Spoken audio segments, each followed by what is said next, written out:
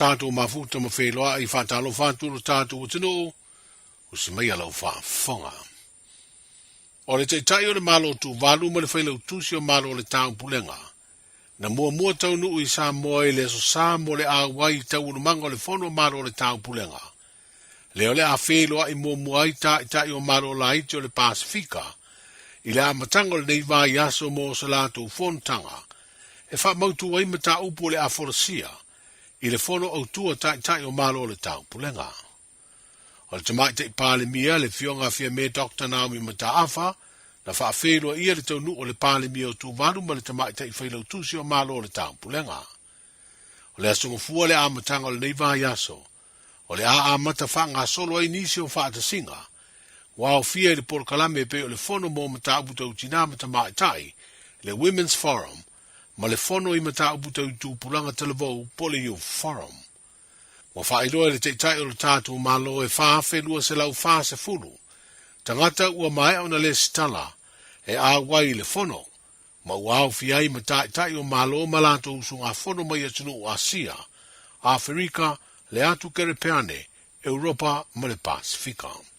O le tūlanga o apitanga, ua silia I le whaafe potu apitanga ua mai au na whaatonu mai, ma tutongia I o lato whalitai malo, I lunga o le meli, la o pasese o le Pacific Explorer, le etau mai le stonai.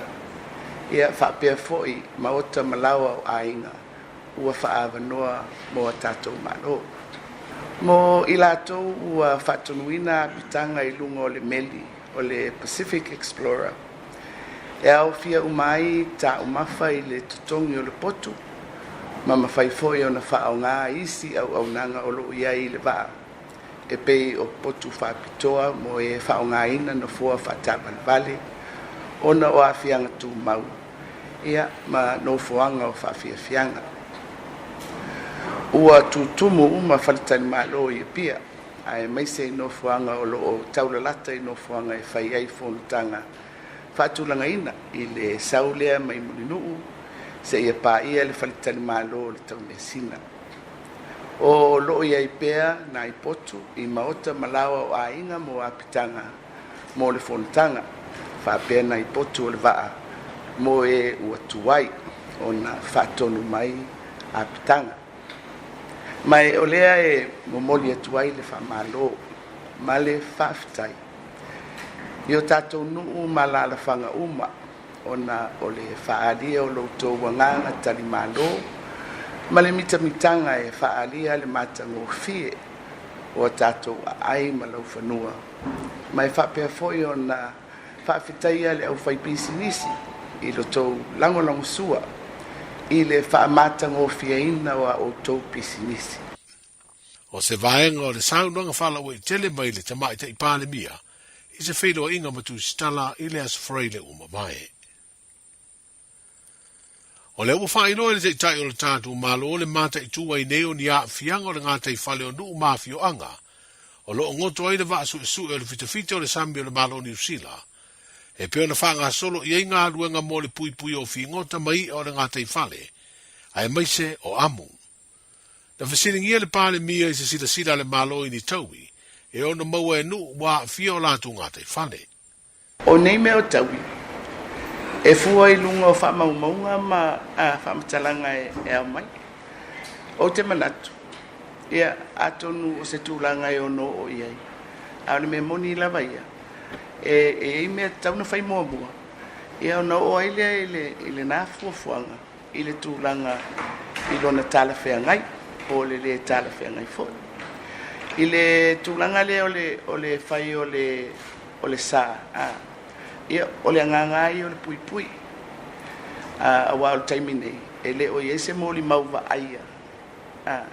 I matawhanga. Whapea ua pau I atu aise swau.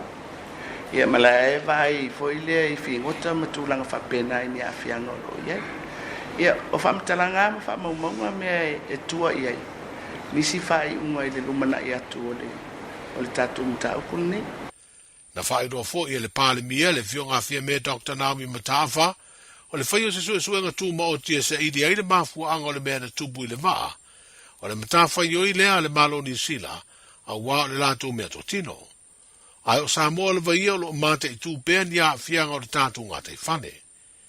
O ngā ruenga lo whenga i nei ma se vaenga o le au mauru mai New Zealand, o lo wha au pēa ma Samoa ai se awa noa, e whesiringia le te whono le komiti le malo Samoa e ngawha tonu, ma ngā ruenga i ni a fianga o le tātou ngā te whale ni sua o masaa.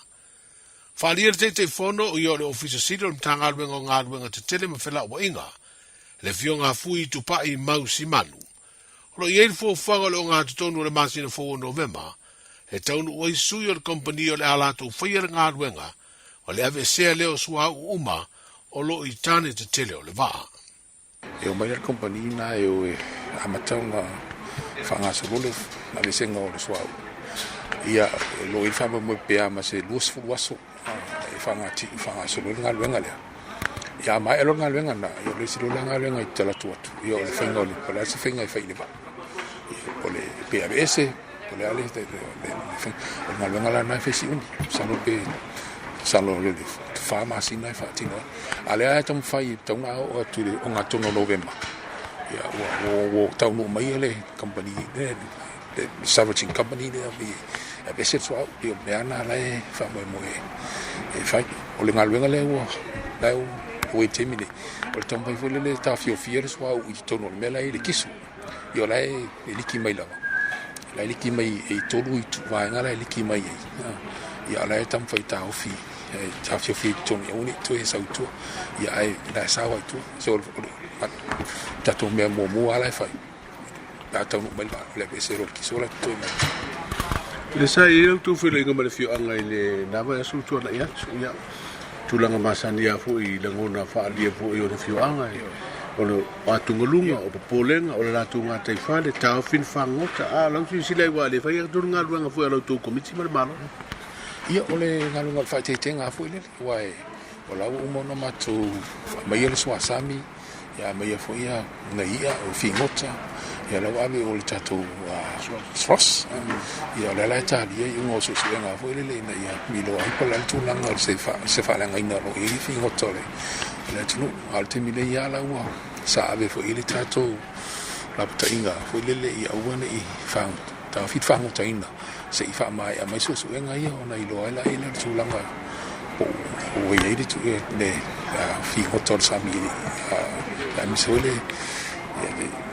me fi si tato tunu ta ma fa i mai sa yo tulanga na ia a tu ve me sin le o na fa la ina e pe le amu me sin ma mena ia o lai tiro uma ia i vele le pala le tere o whaare anga fo i le waonga ia wali le pofea nga tonu olo anga iele le anga e o me umana le titilo ia o lo whangai o lo matonga luenga la lai whai te minei o lo whanga solo pia o lo mato aso umai mauti o e vai o tai e o mai se me i utere pau matu mau tele alo alo fo i lea ia pe o mele tele i ngā lu tai ile mon sau ile kiso le liki ia le tulanga le foi lai container se tolu ia le va ia ngalwenga la na tsina ngalwenga la i timne la wi tato is company le nei Samoa la ona to mo war con karate o mai container tolu container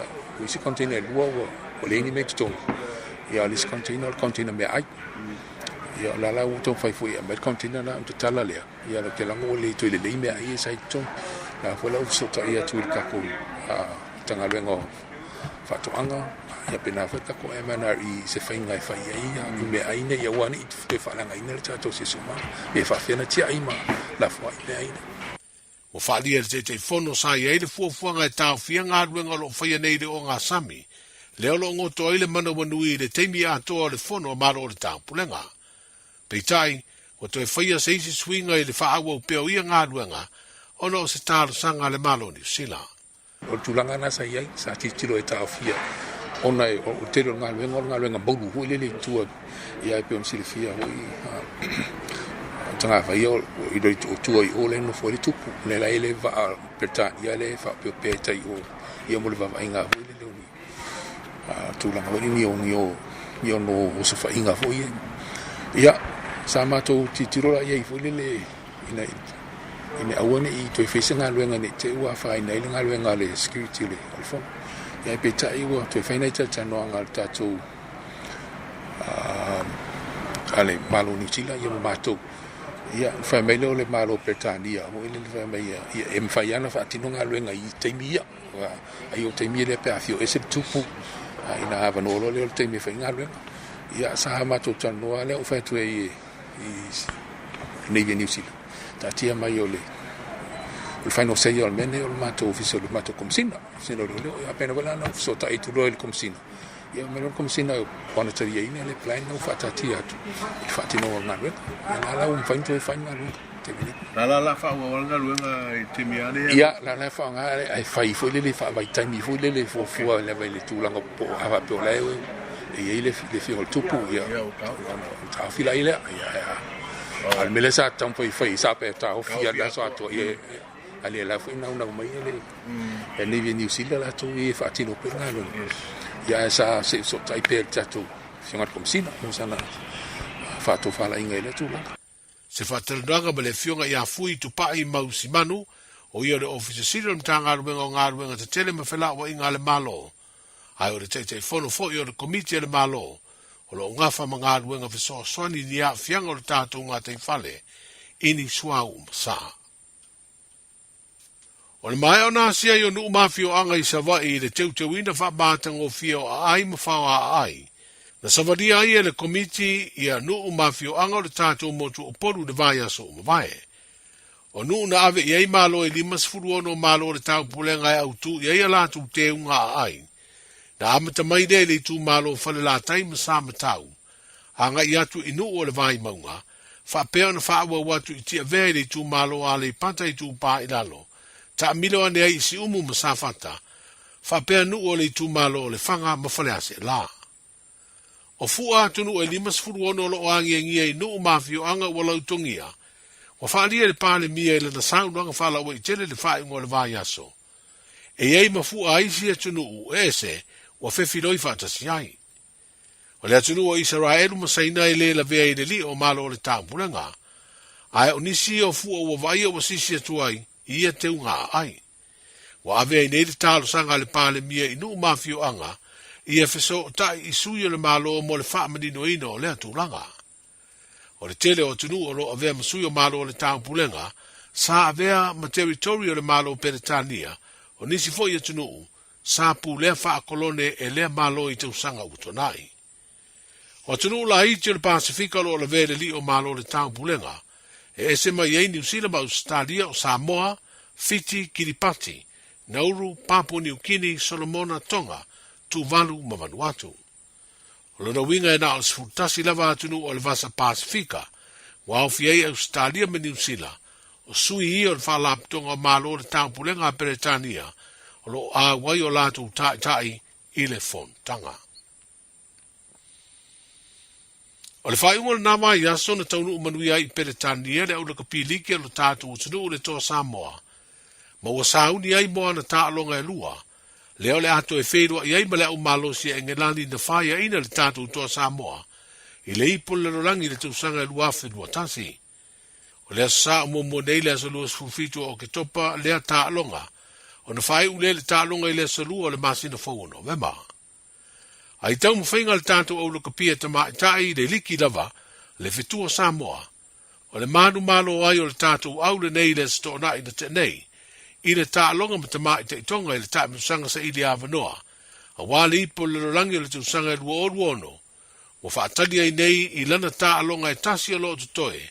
E I loa ai le sawatu I le ipo le rolangi. O le tālonga au like ta mai I fiti whapele atu kuki I vaso nei. O le ai lo ai se au e tā alo ma le tātou whetu Samoa. O le winga, o le a whaatali taripo o fiti ma le tukuki e manu malo.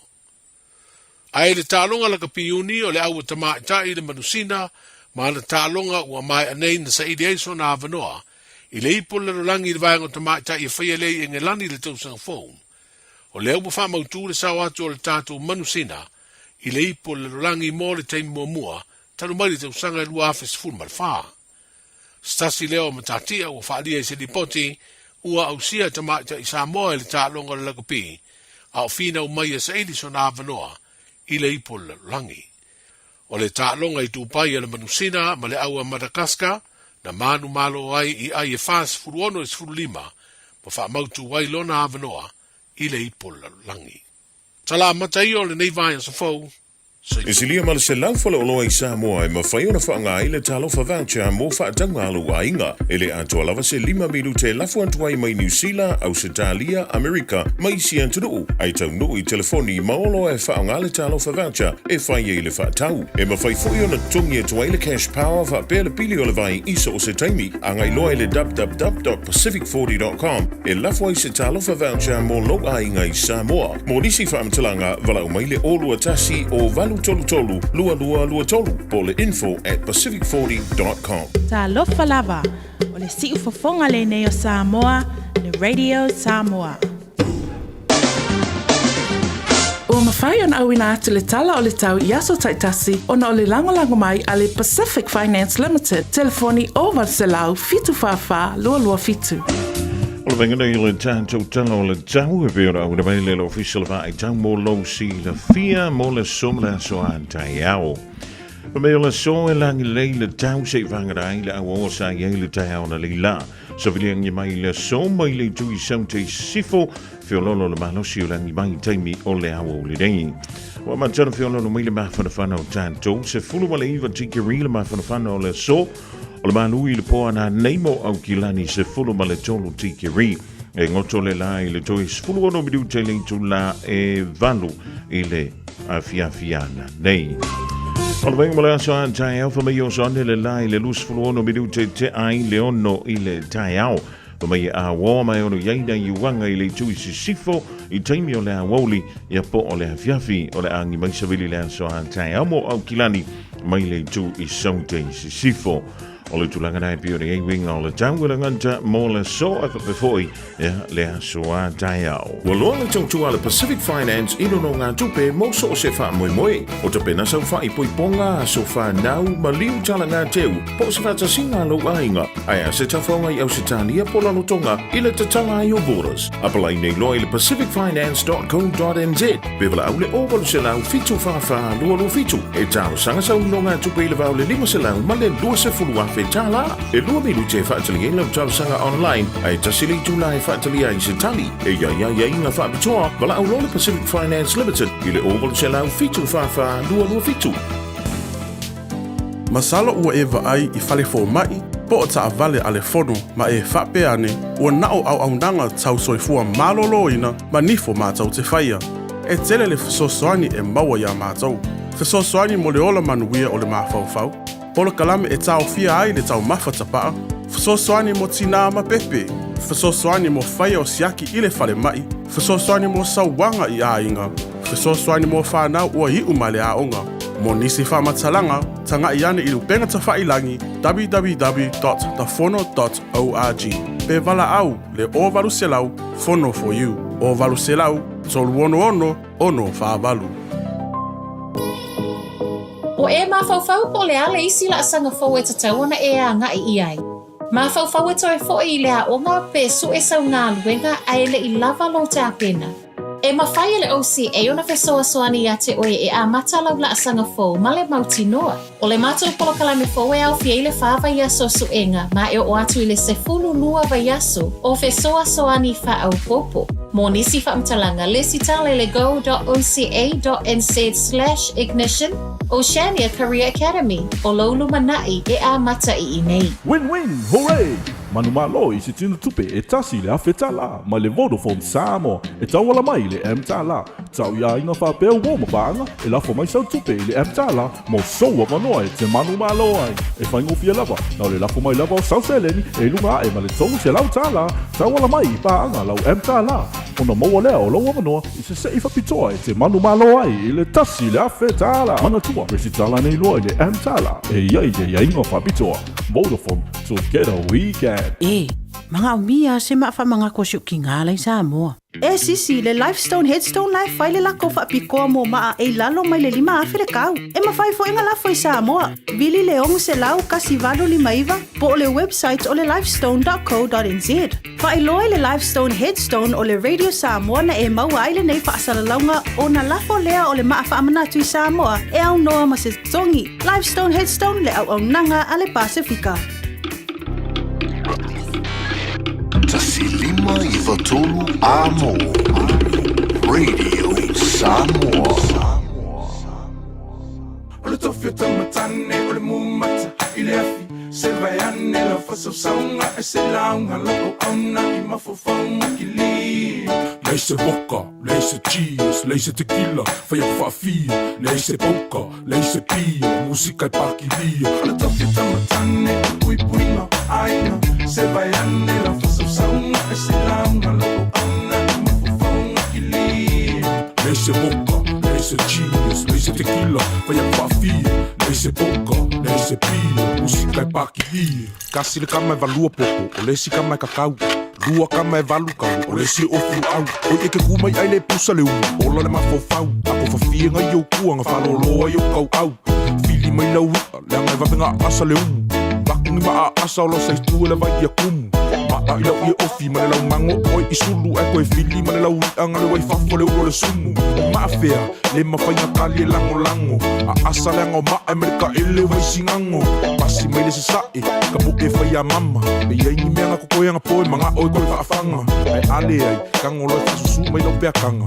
Su e masau i e ofi, o le a omu le ua kama. Cinderella, sau oi i pe ai ke pae e. Lua lau niu le leiva ai oi i se e. Ipi i mau Spider-Man, ipi e peise fe e. Se si ai pa u, ai le umalka o pise me. O le tofio tamatane o le mumata i le afi se vai ane la whasaunga e se launga lako auna i mafofaunga ki li. Lei se boka, lei se cheese, lei se tequila, whaia whaafia, lei se poka, lei se pia, musika i paki lia. O le tofio tamatane o pui puinga aina se vai ane la whasaunga e se launga lako auna i mafofaunga ki li. Lei se boka, lei se cheese, lei se tequila, whaia whaafia, lei se poka, lei se pia, musika i paki lia. Vai mai mama, e mua mua le sua le whawhea ngainga. So so oi le ma le sua, mo le sa o le ngai ainga. Samoa, o mengi e whai ma masanginga. O lalafanga, e pele i lo loko whaalanginga. O le moanga i le ausi, e popo e inga whamai o le IVV. O le fuela velavi, o le koko o le ngausi, o le kupua i le make i. O le vau filifili nga o le akunga ki sila fi. Le so ngalo kia mea, kakaunga e whaai keke. Peia so whai special units mai meleke. Ka apela songa fuai koko pusa apampang teke. Peia e ke la vesa nga fui e mai kai e skeke. O le kofi au ka u, o le pui pui. O whawhinge mamaku, te afuro kau kua a eso ea. Shua e ke mau le pukoi kua. Whai o le palapala, makua i oval mango sua ngo o fongo whapii. Wai lai kiki. Avi vii e vinga kāleanga e kose i whala lii. Whai vau ka maali i o le whekalai. O whai vau le au manga, o kua ingo le whonga makai. Maalo se le nguku, e pola pui pui ma va ai. So makupa la pala i te a, o wanga ngalo se kakalo whaafukai. O le tofio tamatane o le mumata i le afi se vai ane la whasaunga e se launga lako auna i mafofaunga ki li. Lei se boka, lei se cheese, lei se tequila, whaia whaafia, lei se poka, lei se pia, musika i paki lia. O le tofio tamatane o le pui puinga aina se vai ane la whasaunga e se launga lako auna i mafofaunga ki li. Lei se boka, lei se cheese, lei se tequila, whaia whaafia, lei se poka, lei se pia, musika i paki lia. O le kama le mangu, e whawhanga i ke wila. Whangala au i ila, o whilila, o musenta ma ke kapila au kākou. Fiu e eifusi pau, salu lima, o se vai, o se sae. Wai au ki poki wila, sau malea oa inga e kuku kalinga. O le kama i ki ke poko, e ngake whaonga inga. E vili leo leo e a, loka loko i inga. Se kango i whawasenga, mai kausanga o langa kausinga. Na makufu le malungu, makiva le kango lima. Nga o langa kuspa ia, le sa lima ka ika inga. Alofa lo uso, awang i fase inga. Lo mafau ia whakua mua lo a inga. Ia a aisa kausinga, o le kama sa mo mongi, o lo kiu ke leo skai. Pusa pe au sange se makiva e whafsa ngai. Mangu ia sa lilo, e mafu le fuku whai. Whamangu yanga mai makua, o lau au lo mululu mangai. Se whakalakalango, So se whapika uli ka ngoi fofo wha Samoa. O le monga e loa, e fofo e le la mea. Fa mai foa a e rap mai ngai peia o e le fuea. Le toke tamatane o le mumata i le afi. Se vai ane la fasa saunga e se launga la fokona i mafofonga ki li. Leise vodka, leise cheese, leise tequila, fa ia whawhia. Leise poka, leise pia, musika paki lia. Le toke tamatane o le puipuinga ainga. Se vai ane la fasa saunga e se launga la fokona i mafofonga ki li. Leise vodka, leise cheese, leise tequila, fa ia whawhia. Leise poka, leise pia, musika paki lia. Le toke tamatane o le mumata i le afi. Se vai ane la fasa saunga e se launga la fokona i mafofonga ki li. Leise vodka, leise cheese, leise tequila, fa ia whawhia. Leise poka, leise pia, musika paki lia. Le toke tamatane o le puipuinga ainga. Se vai ane la fasa saunga e se launga la fokona i mafofonga ki li.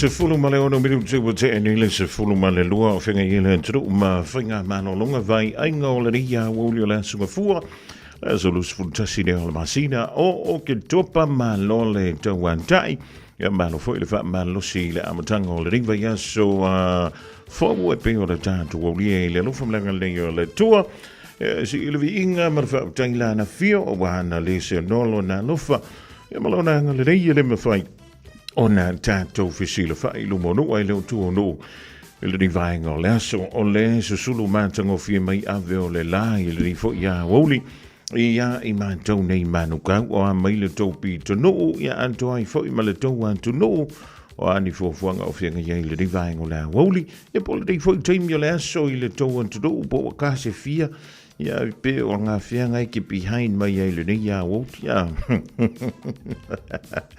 Malo antu i le tautua le vitalinga ia te tia pe o le le tau maftanga mai le tau na leila. Si o li me fo i stimulate ma antu le tau maftai le tau ona o whangamua ma le porkalame o le woli ma whangamua si o li ele tu la e whai le fiafiana nei. Ia fo i yeini a inga o lo o whianga i foi. Ia ma le malanga le malima le onti le nei foi i tau wha mai se antu le nganga o le tua ia te utau. Amuia fo ye wonti o ile li o ila to o faia pesa faia lo na fidanga lo wa mapu antu ya mai tinga ma finga tau le fo yo langa a fo wa fair ya enisio tantu tu ainga enga senga se ya o le tino le vai tau pa ya to lo na alfa malo lo ya mantantu sita ia la ta inga fo e pe o tu ile mai le li ma to mai tai fo mai ole fa ma lo ma sani rem fe tu o ole fa talo fa le o no pa ia le tua ma vai antu le so anda na fi ma fa ngolo via so i sa fi nga ye fo i le ainga sa le fi sa le vi ma le la ngaina ole upu awalo na fi ngalo mo i tanto ya ma lo le talo ma lo fo i ono sai mo sa va no ya ona fa i le si na ma lo longa e langa te leo te bama te dama te tua pa anga masang ni ale tanto wala leo e fa malo antum fa talvantu yanto to le ni fo i vainga la woli wa mai o to te bama te da wo mo inu tanto wala au wa faila o sia ki o fo mai io wa tau ta falo finanga lo tau sta i el fo mai pele io o le tanta lo ngo to ana ma se fo e pula ka ma le lo makua i anga sikai ai o le tu ala loa ia le official sui fo ma lo loin se fa mo le utangia nele tau alanga mai nei fo ma ina ia ma wa tanto mo le sui fo ma lo ina le malo si lo do o ina tinga ina le shanti le ia woli ia e po ai foi nei pipi ia yo ave le ia so fo io ma lo ia o lo tele Talo si o le dai au dantu dai tantu walu ma fana fo ia onga e pe ona fianga iai e le so O le aso le nei o le aso ngafua, o le aso momua le o le fontanga, antai o malo le a foi, malo le Commonwealth, pe o le tali malo i le tātou turu i Samoa, o le tai ona le la le sa fa pe o na amatali ai, i le taunu wantu lea o le sulu, ia mo suinga, e pe ona mai mofu i aini se le malo le tātou turu. E tolu fono o lo fanga solo i le taiminei, o le fono mua o le fono le wata ua, o le Youth Forum, le na amatali ele le tau le iwa na le lai le tai au, se i au le tu lai lima i le fiafi nei. O le fontanga lea taitai o tu pulanga televou, an tunu o le Pacific, an tunu o le Commonwealth, o lo fa peleo na fa wina i nai le hall ale e whakasa i mulinu. O le si whonotanga, o le whonotanga lea ua whaingoina o le Women's Forum, o le whena amtali e le tau le iwa na leila, e mai anei le tau le lima i le fiafi. O le nofanga o lo whaitonu inai o le Tate Conference Center, e pe o na iai, ia le tūpau tumitai, ma la tū whonotanga e pe o na whaanga soloai. O le People's Forum, ia po o le whonotanga le mo tanganta lau tele o malo le taupulenga. O lo o whapele o na whaanga solo i le so. Mai fo i le iwo le tau na le la. Se i au lia le tu lai lima i le afiufi. Nei, o lo o tali maa loa i la, le whale tali maa loa le tā noa, tusi tala hotel. Ia i le so. Ia wala wale si le fia. E le pa ia mana mamalo si o tātou. Tado. O le taimide. E le i taunu wantu i le tupu ma le masiofu i Samoa. E le i taunu wantu foi i le pāle mia o New Zealand. Se aso le riva aso la fa pele o na taunu o tuai e lo tātou turu i Samoa. Le timidei o lei Australia. Ia malanga ale mai estete le tupu ia sa lesa le tolu. Ia e mise fo i sile o makua o Auntie Camilla. E pe o na taunu o tuai Australia il vai ungo le vai aso le foto ama vai atunei. O se aso la riva aso la fa pele o na taunu o tuai le lan tau whainga malanga malu. I lo tātou turu i Samoa. Ai mali fo le mele na tau whaalongo tue ni telefo. Mai anga le mana. Wa ye mafu an tunu wele o awa ye tuai fono tanga ye o la wa sisia e lunga i Samoa. E se fu i ka ko ye maka ko ye si kai ya so ye ya. Ele ngore me ana tātou yo e ka ulo mengi o karinga malo. So o skua inga mea ya lu mai lunga. Mana tua. E le o awa yantu Saina, e le o awa yantu Israelu, e le o awa yantu se Palestina, e le o awa yantu foi se le panona. Me la le fa malon tuai, i tāpenanga fo i anu ma fio anga, o lo fa pe le tali malo i lo tātou fontanga lea i le temine, e nao sina tu alalo, fa mole mole, e ia yantu no, ia o ngawa ki ia wai lunga lan kofua. Ai leo awai tu fontanga le malo le taupulenga e pe o tani malo i lo tātou tro e talavantu le rivango le woli ya puao le ontamla ainga le mau to dai Brisbane Australia fa mai o le wa afri sole ma kwasi lo o ko wari ngari i Brisbane le ia songofu le uso ya Edward Lominga matafel e sita tango mo sina leo e mo to mala vole ma futo mo le rivango le ori o ama ia e finga mano longo le aso o mo was out lunch a o inga kinga inga ya oi a o finga fa mai se yo le ko kongi ko kongi ku la kupe sola lo oi sola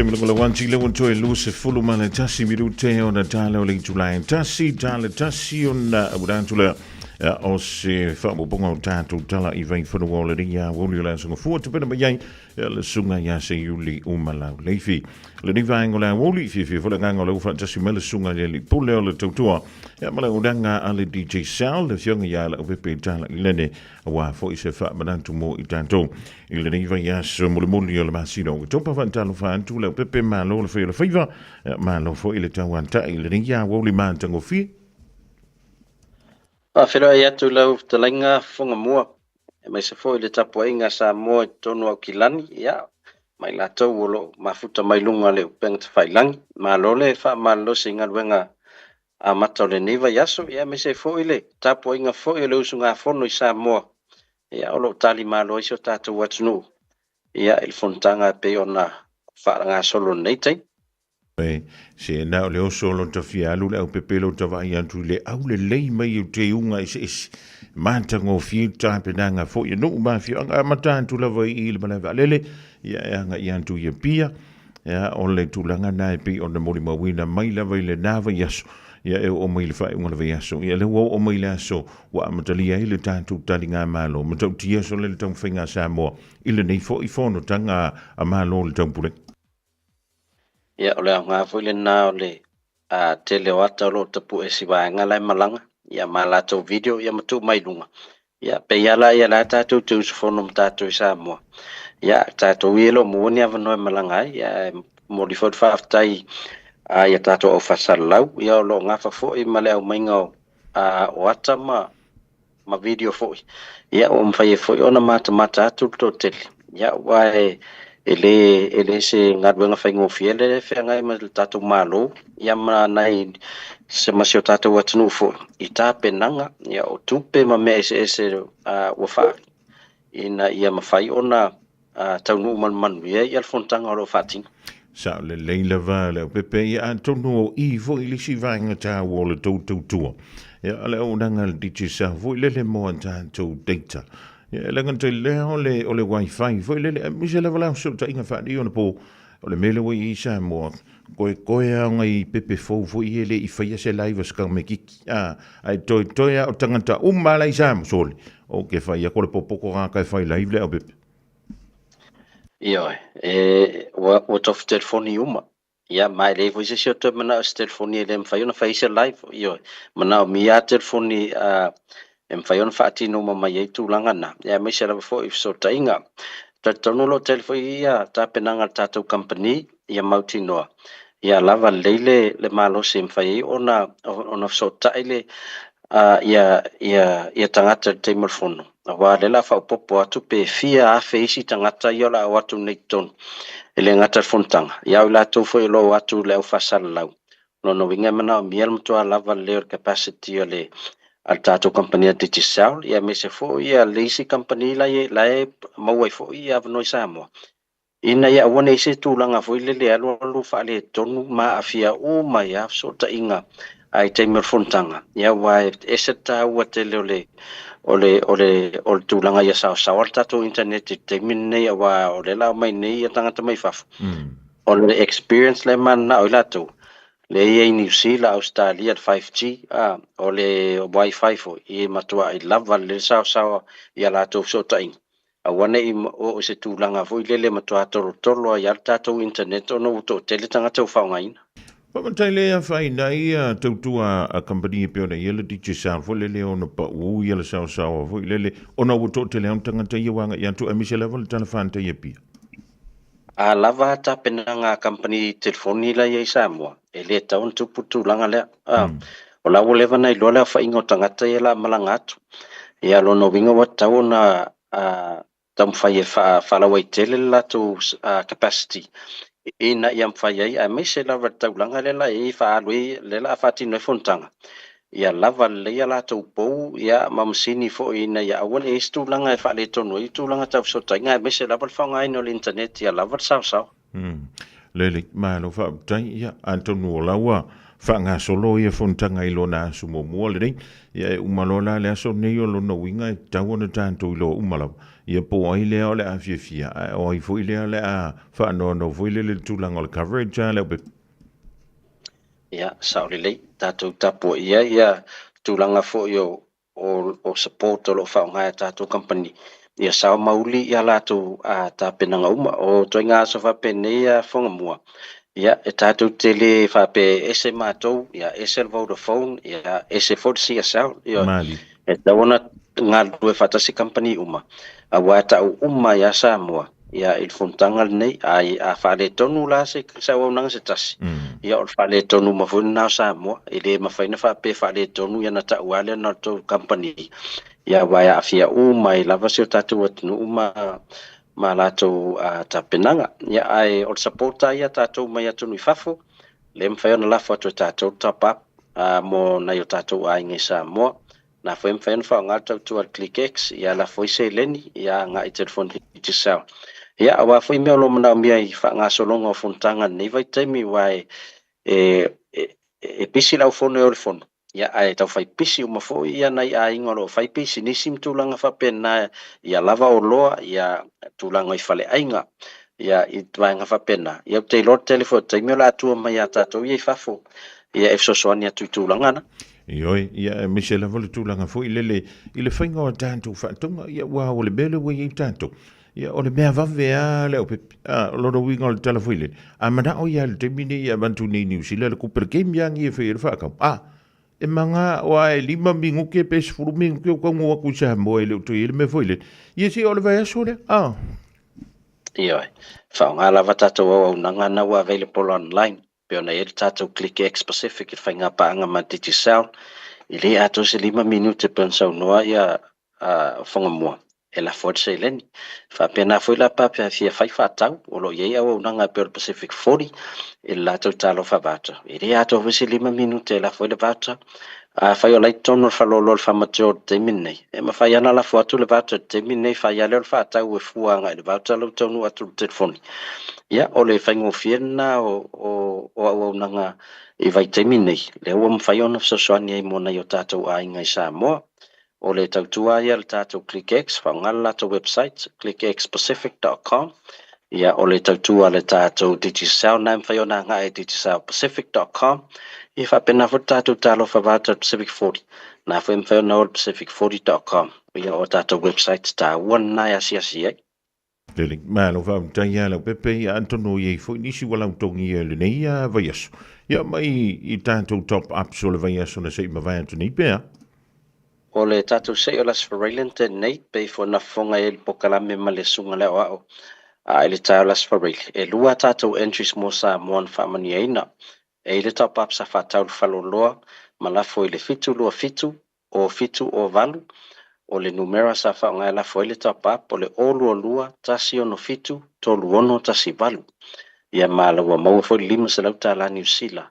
Al tātou entry le na e fo le top up na whaatau online. Ma la fo le numera fitu fitu 55 fitu o fitu. O tātou emaili la lena le star le tātou entry lea. O avei pulotu @gmail.com. Ia whawhongwhonga matanga tau na ina le emaili lea.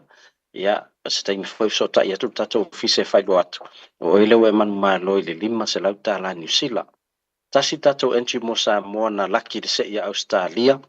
O le top up la sa whatau lunga o ClickX. Mantua le tātou website o ClickX e mwhaina la fwoi tupe.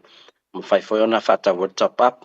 O le top up la sa la fwoi le fitu lua tasi lua.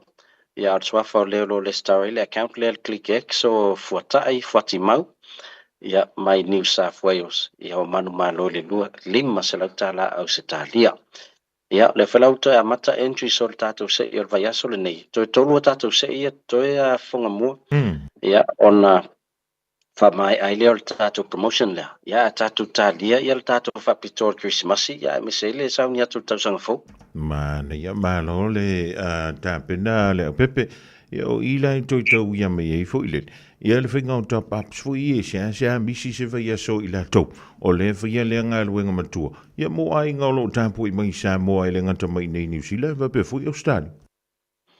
E sao le ia. O le mātou ia supported tūranga lea. Ia a whaia o ero e manu ia mo lau 5 se lau. Ia o telefoni na whamama venga mo oe. Ia wafa taunga o vai aso. E leo toi taunga o fiele tūranga o soifuanga o lo whea ngai maltoteli. Ia ai mai se lau tātou ia lo to angai whatau top up ma lafu. Ia le anga nare tolu tātou whailonga se umanu. Ia whamaru lua tfo ia I lātou o lo to angai whatau top up. Ia ma lafu se le ni ClickX. Ia e leo manu ia tātou se. Ia tātou tālia isi se ia tolu ia toi.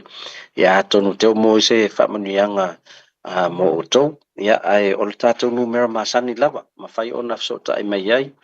O lua tasi 5 tolu whawha. O lua tasi 5 tolu whawha. Ia ai whatai tele a so manu monu mātou awa noa. Ia poro futalengi foi whonga mua. Mau se isi whaupoponga o le tātou pokalame. Ia e le neiva yaso pe a aulia fo I le alofa maleanga le lei o le tātou mtaisiti. Malo whautai, maru I tele la singa o tutoe a le pepe tātou whilo I pēa e whaasoi fo ia mo le rintai. Ia whātai soifua.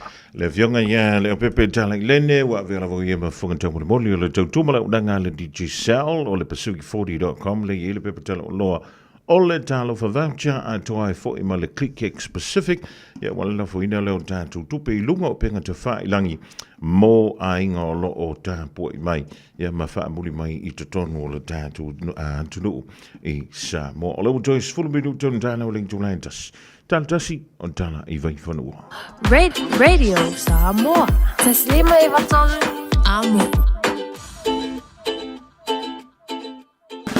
Sunga o whenga whakao elo kawale fo maunga Max Ila. Senga uka amilo i au kilangi. Mo koe foi mai lawa i o Tara i le Tire World and Auto Limited. Lea i mau aiso skoi ngā meg ma pa uka avar. A ole me piko sidi. E ngā le lua li maka alalwa i aso le kokongi. Le Tire World and Auto Limited e te maua i ta avale ma pa utau ngō fia i a New Zealand antoa. Mo fo i se ti mag wheels mo so se tu ai ngā ta avale ma le telo isi au unanga. Warren Fitness i le na ole se fulu tala pia i wha i lo i eina e wha afufonga le Radio Samoa i nei wha abitua. Talia wins quotes, Q cards, maisi. Walau lo le Tire World and Auto Limited i le lua fitu tasi tolu o mo pa uta avale. Po le lua fitu wha tolu lua o mo le fale inisinia.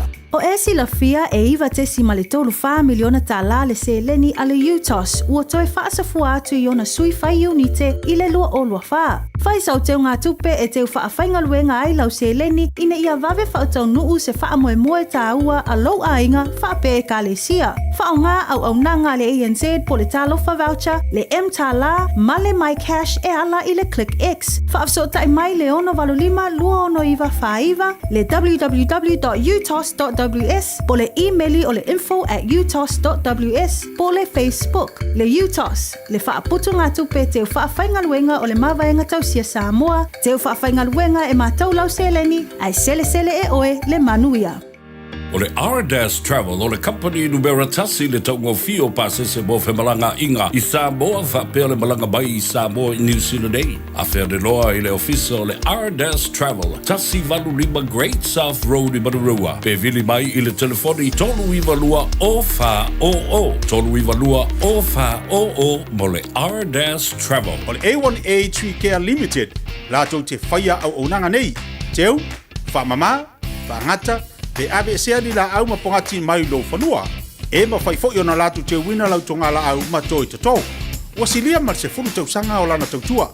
Wala au lua le A1A Tree Care Limited. Le olua tasi o lua o tolu ono o. Olua tasi o lua o tolu ono o. Radio Samoa. Taslima i watolu. Amo.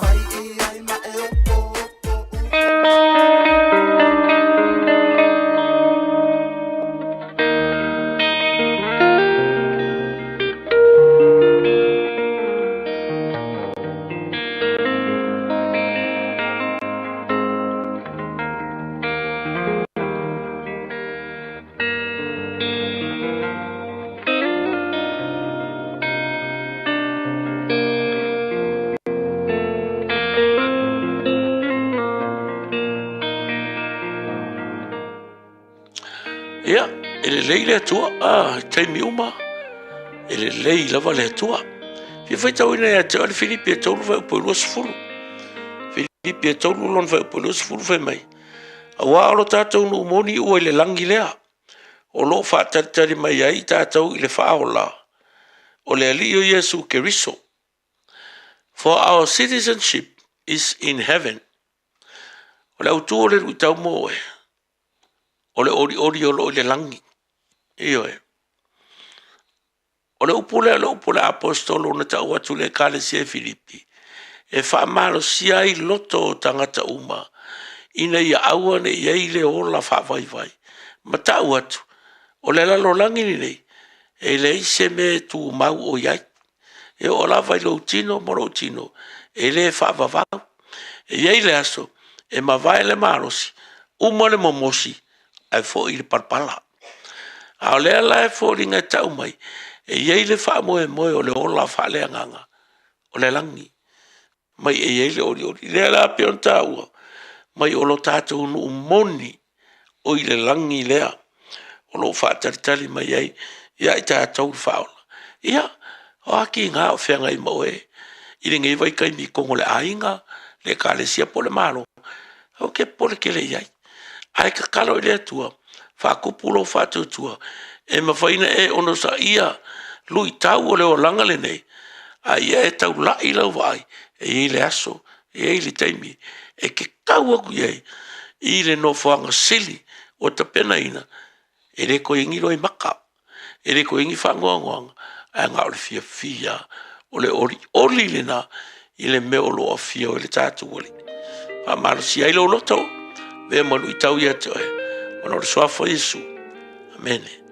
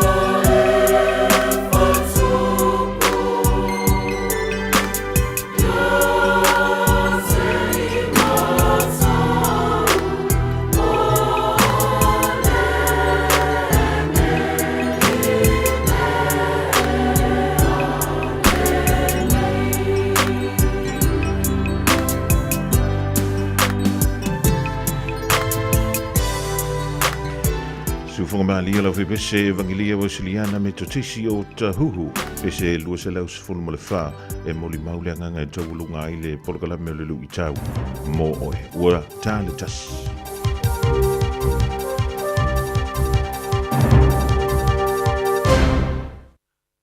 Ona mua le on sai mali tau tua le nei tula le oli e fa tal fa fo il fa fonga mai le atino a wa fo I tala mo le nei vai ngore oli e mo mo tu tala tu mo fil filia le lua e officer city to man tai Pacifica se uni le kapi fa tu ma no New Zealand a wai tu pusale se fa tino ngo tu fa nganu a politi Australia ta longa champini la kirkite to mai ta New Zealand I po le rangi le luas fu over po le 20 fa fonga mai al fa la terino ni tala o filia le yuri la kapia o tako I matu po le North o tako rugby, football. I New Zealand e sana ulua e ofisa sili to mai tai sene na opo. Ma ve ai mo se ulua to mai tai Pasifika ia se yuri la kapia fai tu malo I ne tno. Ona opo sa soi fo mai ia teiti fa nene ai fai poipo o lona tupuanga me mai e sa fata. Mo lo to soi sali mo fa su va talonga fa va malo. Sa talo ai mo la lo kapia to mai tai Ialani. E au fiai ma le tamar sangari po le rolangi le lua fis ma le fitu. O le lua fema ma le lima, sa mua mawaila na talonga mo Ialani, ai le lua fema le rufulua sa li tai ai ma le lakapi. O le lua fema liva, sa sifia Ialani na ua maorikon kalate lon to lua George na upo, e talo ai mor kalapo connect, ma qualify ai e talo mo Ialani na usili ma le toto sanga o famal tuai. O le lua fema le lua sfulu sa fili ai le fono fa tonu fofutua, ale la kapia tama ta I le rolangi. E le lua fisa feitu sa fatulanga I le lominga ale Irish Times, I na upu, e alfia I le tos fulu tama ta I biro silio na vem fatosina, ma le tausanga I lua fema le lua sfulu, sa whaingoa I le lominga lauloa Ialani ale Irish Examiner, o ia se tama ta I lona se fulu pito I lunga ona a vea pito silio na vea, ma fatosina I ta alonga I Ialani. Ai o lea feeling foley uni la kapia North o tako, wa ia whaari ai wa fia toi te liu maino na ainga I Aotearoa. Ma wa whaanga e ti ai e whiri lo silori uni la kapia whai tumalo I lona I tumalo, e piona toi te liu mai ai I le mea sa amatatuai, lana wholaunga I la kapia I le mai ai, o le se fululimo te usanga o nofo ai, I e tunu I whafo. O ata spai wana seata, ai o le mate tuina le malo se tinaki wi-fi tio I le malo, o se mea moni e tupu mai ai patino le ilona o langa a toa. O le whaila ia mea lead beta, sa talaina e le tautua mo le puipuinga o ni sila. Mo le mate tuina, ai li au sialo numa tua stupulanga televou. Ai o le teminei, o le tina e umia o vea mtanga te whai tio o le malo, o i tu sia nese tusi, e winga le tala ango whainga whaspai a le malo a iao te roa. Whapea maso tanga malona na ainga ilana tusi ua ilo ai o le fili whalo te whale, ia pole the enemy within. Whalia lead Peter, ele por kalama of cinematari, por Q&A, ali television I sila. Wo ele taimi mo le malo e tau fia, ele spy tangata lau tele whai tion. Ma e tau wai, wa ye no nei, e ia isi a wala e mawhai na tātou tilo. I nei ma tā upu nei lore tautua wha spy, tautua puinga ma ofisa o whamatalanga whari lorilo, e la tau tele te lia ni se se. O lead Peter, wala te advanceful tau sanga, ta la ulo tele inga yo inga mo te file mu mo fai tu se fulu ma se fulu tu sanga sa ave ma ki o tu I fa to sina mo fa mo to lio nuclear le sa ia te pai fa fita ia ta o tanga te asia I so te sai ma le Pasifika ona ma tu ia Jack ma LC Lock sa lango I fainga fa komunisti o le tu fine foi fai pulita lo ni o party le Greens o Maliu Keith Lock. O le whaila le official whamtalanga whari lo lilo ia lead Peter, e iwas fulu I tu lau le mafia fia. E piona wha mauma wai whamtalanga ia tea, e whatua se fulu ona tau sanga. E piona sa tāua e sa ia tilivaina, newspaper komunisi ale People's Voice. Ai ana so suenga. Sa whate ia e foi lead Peter, e winga ni kulupu SS, ma tangata te tōtasi sa mate tuina le malo. E peo tangata ni sila sa langonongo ina le ngā yoingo le tuma o tio sa moa. I le vaitu sango le hawhei se lau lua se fulu. Ma ia whali ai, wale e nao tangata e langonongo ina le ngā yoingo le tuma o tio sa moa. A e o ilo ia ma tangata sa tūlanga le tele, sa matuai whate ia, I le awala, sa pule ai e New Zealand, ia sa moa, I le avai taimi. O tori era matanga luenga le soi fo malo roi na New Zealand le te fatuora, Ia le siria ma le fase lau tal sanga mai leo whainga ruenga i mana na o wha maro lo mana tu ngā ruenga ma le loto mani lie voluntary redundancies. Ona masino au kuso sa ta pai nai ni se mana na o maro lo mana tu ngā ruenga ma le loto whaitelia. A o tau ma whaile ma ta ngā ruenga i whaiti te tupe wha tu luaile ma tuai whaura la i o tupe wha ai talafo. A ria leo fite silo le ma ta ngā ruenga whi polea ai maa chiapa o lo wha wawana na tu wha senga i tal sanga.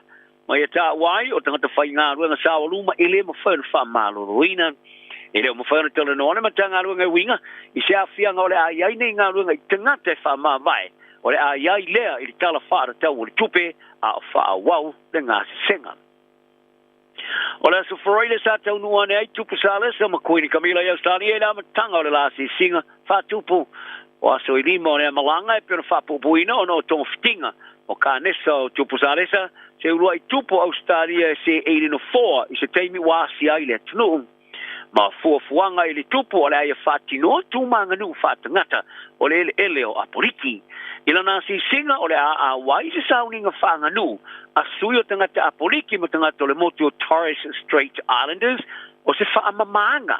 Ma le whaailoa o se whaalolonga mo le ele ma whaailoa tupuanga o tangata o le ele pena liputi ai. Ele lo minga ale The Telegraph. O le apatino o na awa iai le sauning o le whaasu po le smoking ritual i sini. O na ia toi awa ia toi le se isi sauning a whapea e whai e Canberra ai o le awea mastangata e na o le mata. O lona tina ua maliu Queen Elizabetha sa na o le tilo i sauning a whapea sa whai e teimi sa asti siai Australia ai o tupu sa lesa e iere maamanga o se ulua i sui. O le ai ngā tupu o patino o na awai le whatinonga o le anga nu o tangata politi. O le mai ai o le la taimi Australia o na ngai atulo leo tupu sa lesa ma Queen Camilla i Samoa mo le fontanga tai o malo le tau pulenga. Leo la ia for fly i se porkala me fou mo skolsipi e fatu paina se fatu penga tele fua i tangata te rotasi e tu sai ma le lominga le Telegraph. Fa vaina o se ele socio universite o malo le tau pulenga o le skolsipi o le ataula i langonga ia o nga porkala me tupu por King's Fellows i motu umotu watiae i lalo le pulenga malo le tau pulenga. Ma soani ai sa ilia fofo vave lui tau o tomao ainga fa fitau leu tele ma lui tau i ati nae o sio mianga. Ia taro talonga o le whai unga le vai aso se whai unga le vai aso o manu malo o auta alo tamatai. Sa whate ia e leo kirukita tamatai le o wai tani sila ona whaito i lalo Afrika i sau tele lasu ngā champino le tamasan kirukiti wha mamalo mo le tai luas furu ova po le T20 Dubai i le pōna pō. O se te muamua o manu ele au tamata i ki wi le ipole no rangi le vai ngore kirukiti o se te muamua o tau vai so nga champini tolu mai le fai ina i Australia le lua fulu ta muamua te tale o wa ale white ferns ma au si ai se lau lima balu i le limo pe ta maua mai o vai lus fulu tuli Afrika i sauke e na se lau lus fulu no ai Samoa ai umala tu o vai lus fulu ta nga ia tuli white ferns i le tamu sanga ma se tulanga tumate i le mai ai lea, o le whaia ine seri se lue au pito power ke ukite to mai tai e Ngelani, ma Australia. Ai sa suia le tau o le manga le tamara sanga i no whate ia, o le tau whai fafo uma e Ngelani, ma Australia. Mai le ausia, o le sua ngā champini, o le manu malo le all white, wala tu mawai le tolu, desima le balu 5 miliona tā la. Tolu aso talo le tolopo i lalo le whatulanga nei tolu le langi, e tali foi tau iela un di polo tamatai o silver ferns a New Zealand i se tali pito silo na le lei le whātou i le loina o le au numero tasi le rolangi le Diamonds Australia a le aima se anganga o se isi manatu e se awano e manu malo ai ai sa whāte ia New Zealand i Australia le manu malo ono sumar whā i le limas fulu i le talonga whai teuria mua mo le tamana sangoripo le Constellation Cup i Wellington le pōna pō o fitu ne fai in so Australia i ana talonga mulmuli nei ma le silver ferns ai o se manu malo pito tele tu leo ni ai i Australia i te tonu su fatu sanga o le vasta luai sa pasi ai e Ngelani e ni sila di tuna lua i le fatu ngana le rolani i le manu malo e le serisi ma le silver ferns lua le tasi ma le tos furu su ma le ono sa manu malo ai leo kirukita leo la kapilike te mai ta i le fitu Samoa ia tonga i fiti ma o toe tase nei le latu talonga e qualify ai e le tamarastanga li po le rangi o le luafe ma le rufu wono Ele umi la se taimi sa amtai le ta'alonga. Ai Kolosio le tu sa mole lini score. I te wala mai le la to wingi sa rina masanga. Mai le ono pai mo mo la fa solongo le polo. Ta malo longo si ai le tu sa mo le lus fulu. Mai isi score sa mo e siena lo fupo. Ma Jessica Patea. Isko e lua tonga sa mo e Filomena Hanisi. Ma manilita te kapautolo. Ai sa to score e Patea le afulu na lua. Malindi tui sa score foi. O skola na tolo tonga sa maua e Lavinia ka ohala liku i le amatanga o le afalo na lua. Malu duatu.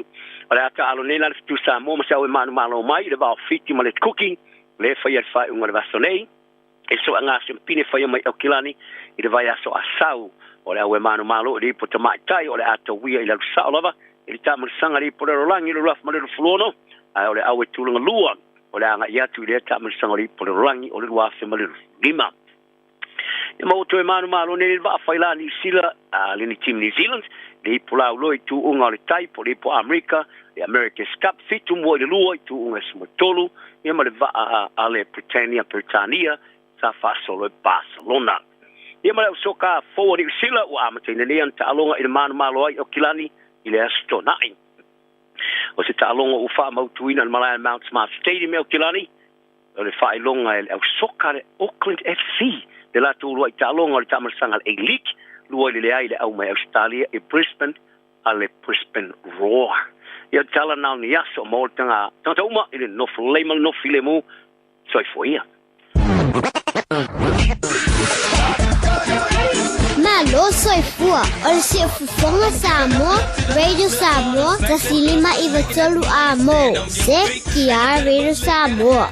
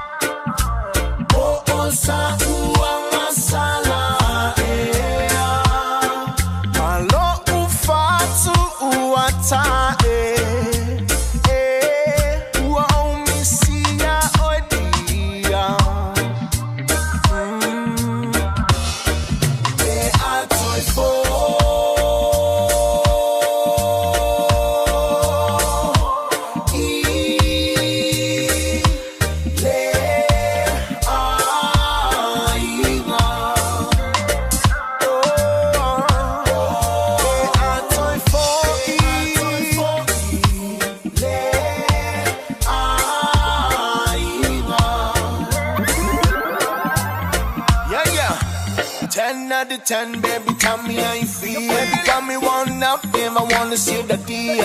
Oh, your phone reeks, baby, one of a meal. Still, I wanna find you, never wanna take the wheel. She the one, she the witch, she the queen, she the reason why I wanna fall in love like she the love of my life, but I never ever wanna see her face in my dreams. Why I never wanna cry over a woman, never in my life for a woman.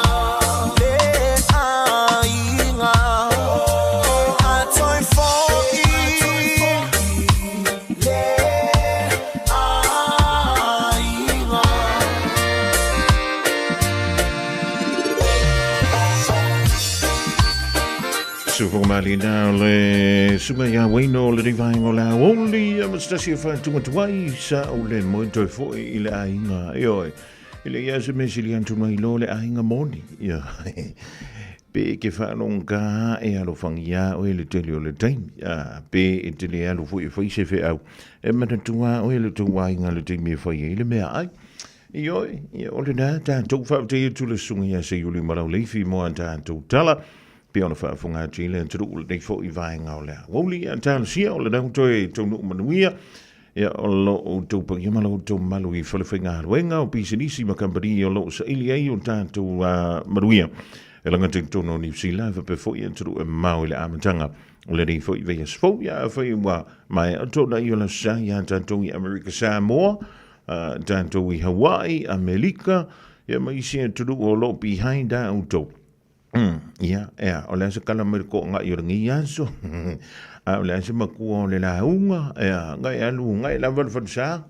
Ya por nga fu nga fa menga fa king nga o como como iba. Ya, ma na yel matu le la unga ile so naf. Ya, fa mai. Ole au nantu e ave ai o e matanga tapito sili. Ole au nantu e tō fiai o e matangata pito I mawalunga. A fia avea voi o e matangata pito I luma pe o tangata mawalunga. E te tahuona e sau ilano. E te tautua. Wawa e le whaingofi. O inga whia la ngākana. Ia, nawa e sila fia mau tātou ilo. Ele iasis, o le ali ina tōringi o la ina. Ia tātou se e maka kou whaa. Sasi fo inisi o taimi. Talavanti a Marienta, Amalia Whamoana, Sam Tufunga e Sarah. Ya manuia finga I mga wenga I la so Matilda a chi tau ili fale ali I popo ali o le mabutumida I Flatbush alwan tuwaila ia le ya hala Jamie hala Siliana vitaiki ti a Vito o e sete tanga moa ya mautu malavale fa tasi male di vai ngola wo ya monsieur uso fa ya vakalo fa je uso ya malo yo ya piana vantu wala foto anga le tele le time yo awale yo awale faki ya la faki mai na ola me ola fa alkala lo makua is too late kaka ko sawa misi mal too late ai too late kaka yo alu ya de mena town to ya tua ia le tomaitai fo le sai to tonu o le pale mene to tonu o le fa le tui po le panti le greens. Mantua le vai asunte nei le na ufa yantue o le na avela na tangi. I o po la na apili. Ina ia fa maina lo na swafa. Mai le molia i le soli ngatu la fono lea. O le fa mai ua afia lo na mafau fa. Na mafu ai o na alunga oi ofu. E o antu leiva fe ta lalo lantu tau tu fa tasi. Yo, I nai whale o loa I nei au kilani, ia manai whale o loa fo I Wellington, le angua pisi kele, ia ngā luenga wha pāle mene, ia matowhinga wha whaipole, epe ona sa tofia, iei o ia. O le tai aona leila, ia na sa unoa mai ai, ia le tamai tai wha masino. O le wha masino ngā leo apili, mai ia wha apea mai ai. Lau susunga I le sa avea mawhaipole mua mua. I nāmali e iro loto. O lea o le upu wha Britania. A pout o lono winga, e le haise swinga. O le a whai le wha upunga le na mōri ai oe, I le menta o le lima tango ese. Ya, o le tantou talina mai o I le wha msidonga o pili. Ya, le na ave I le tangi ya le sa ave masu ya whai pule na o le panti le greens. I le na fo ya tausanga na seik mawhai today. Ya, le na ya ave ai ya mo meo o loana, mo ofu manavla. So le te whai atu la utala. O le makua maka o ki o le kua I ngā mea whapengi. O le a tau la vevea tui fo I matanga ta ia ea fo. O le a mo I le na tau a fia hele ngā singa se nao le maa fau whak. I le mo le meo le over le stress, wha apopo tu iei ma le trauma, ia o te lea I le a whai na o le maa fau whak. Ia ma tua hui la le maua fo mai popoto. Whai mai. E si dia ko le ki ngā o lo loko ma lo maa fau whak. Nei lo le la vea o lo lima po lo vai po so se mea la fo lo tin. Ioi. Tu so le mele na mana o le tumo ita ilea. Ia awane I mau I ona wha mau maunga po o langa record. A mea o ia lea sa mō lia ma wha mau nia. Lana soli ngā tu la fono. O le wha asalanga lea na tu iai. E le masino iuni le tausanga nei. E a whe ono se lau tāla. Ai e le iai se tu langa fo I le leo le nofo wa awa aia. Ia pe o le ave e loka I le whale pui pui. Ia mai le iwa whetala. Ola. O le makuala ki ongi kua ngā kaso. Ngā oi o loa e tusa ma le iwa whetala. Te le mai loa I po o man te wha fo I o loa I o I company po whale o loa. Lea na ia ave ai. Ia pe ave sia wha malo si ai na o loa. Ia le na wha asala. I le awhe ono se lau tala. Ia o le mea lana. I le I o ngau iari o ngau. I le wha pe o ngau ia wha me wha marengo. I go ki o le yanga wa pe ngā so le o le fui mau ke kau mawhai aku mā kou ia ne nei vai tau o le tausanga. O le tala I tā longa le ne whaafunga mai e le ni vāingo lau se whai antu lau tala so le ali I le o waa ia o AC70s. Waa ia a maka I lunga le sami ai umange ua mange I lunga. Ioi, po le ale ngaru I sia papa I lano ia waa. Le na lu I na I le waa Britannia. Si le fia le waa Britannia o le Ineos Britannia.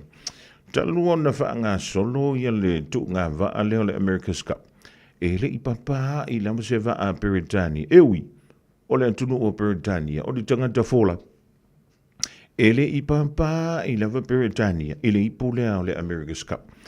E pei ona iai I le awa New Zealand. Lewa tolu so o la yo so o la marumano e tot ia pe pui ngai tot ale team New Zealand Emirates team New Zealand e pe ona ile tu ngana le sava tu wina le va via ole aso sana se ma vai tu ni manta ina o le finga ia o le fo I tu unga ia mai le asi skala e fai ole tele ole technology fa ni una pole sa fa ngai nai e fai la utala o le to o le wari ia aveva wa pe o fan tu le va son sim va tu a fi tele si le fia ia le finga o va ia le vai temble ia e to fa ile tu te to fa ia le va ile tu ia ele se me foi le ko ku runga ko anu la ko ile si ku e pe o le si va tu wai ia I nai tau sanga ua tūna I atu. Le a mimilo le vaa ku pū runga le au vaa ka mo e risi ku kau wha ma mawhari si ku le vaa whaila. O le teimini, oi. O le mea ke ngofo ai. Ia o le mea ngai e kau uar ku unga lai ke ngofo ai ia. E lua la ave vaa. Tau furu pito I luma I tū uma e lua ma le ave vaa.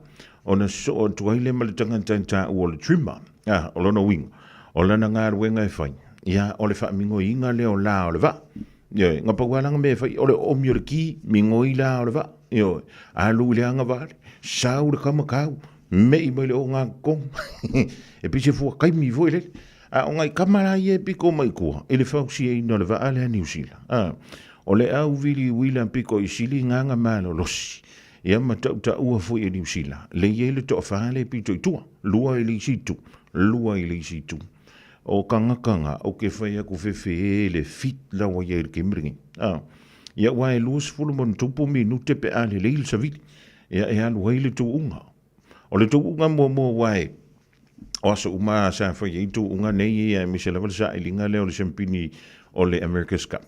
Ia e lua tu unga e whai le aso. O le tu unga mua la. E valu ta msanga. Alu kasi sa ua lua. Ia e valu la. Longo inga whaafanga alu whaafunga sa. A le tu unga lona lua la. O le tu unga na. E pupu. Na le ono. Tu se whaatolu na ea. Ia whaatolu fui nei. Toi fo I mai I le mele na whaapaha. Toi le whanga koe kingi e le whanga. O I le tu unga. Ia whaamaloa toi leo waa New Zealand. Ia he fui la ni. Ia ni fui tionga ia na ufai tau toi. Whamai. Se le ngi ku unga waa ngā mea. Wa isir koe ngā mea ngā wai walu lunga le ea ia waa. Ioi, e sa walu lunga le ea. A o le poto ma le anga waa na lewa ia. Leo inisinia ma le autusianta ma ilanto uma. O le na whaia pe fausia. Ia fo ito e ngā waa. E sila fia oi. O isi o le telo design si e tono waa ne. O design na tangata New Zealand. O le makua makaukia. Na amata no matamata I le tasi wata. Ile fausia leo waa. O le whaakula nganga le nga whaakula ngā I New Zealand.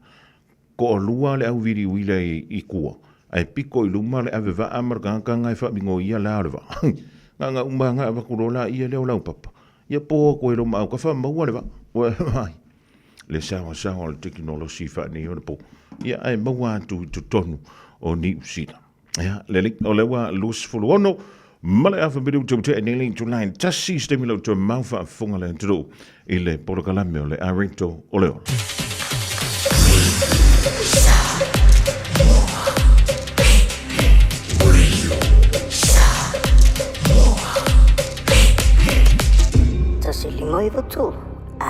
Fees-free study is changing next year, and AUT wants to help set up new students for success. The Kiuta Kitai Aspire scholarships include financial and other student support in both Year 1 and 2 of an AUT bachelor's degree. Find out more at aut.ac.nz.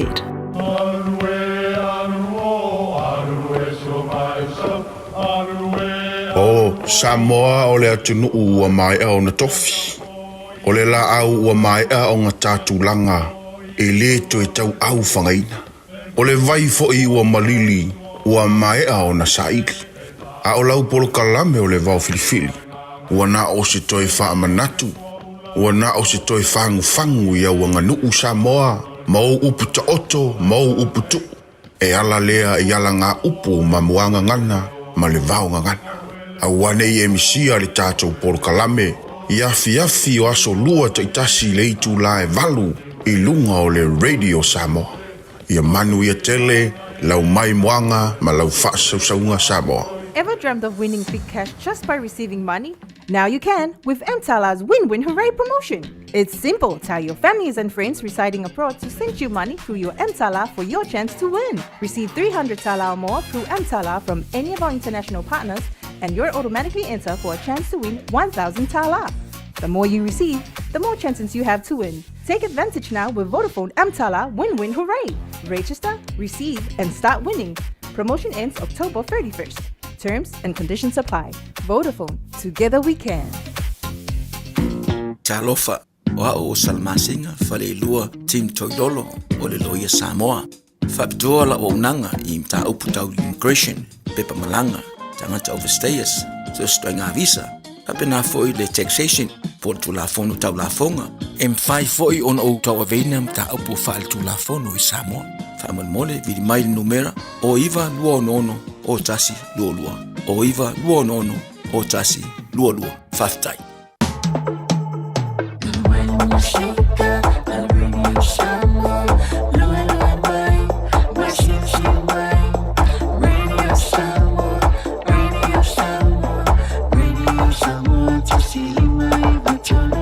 Radio Samoa. Bread of life sent down from glory. Many holy king, a carpenter, but you are the living word. Say it now. Come on.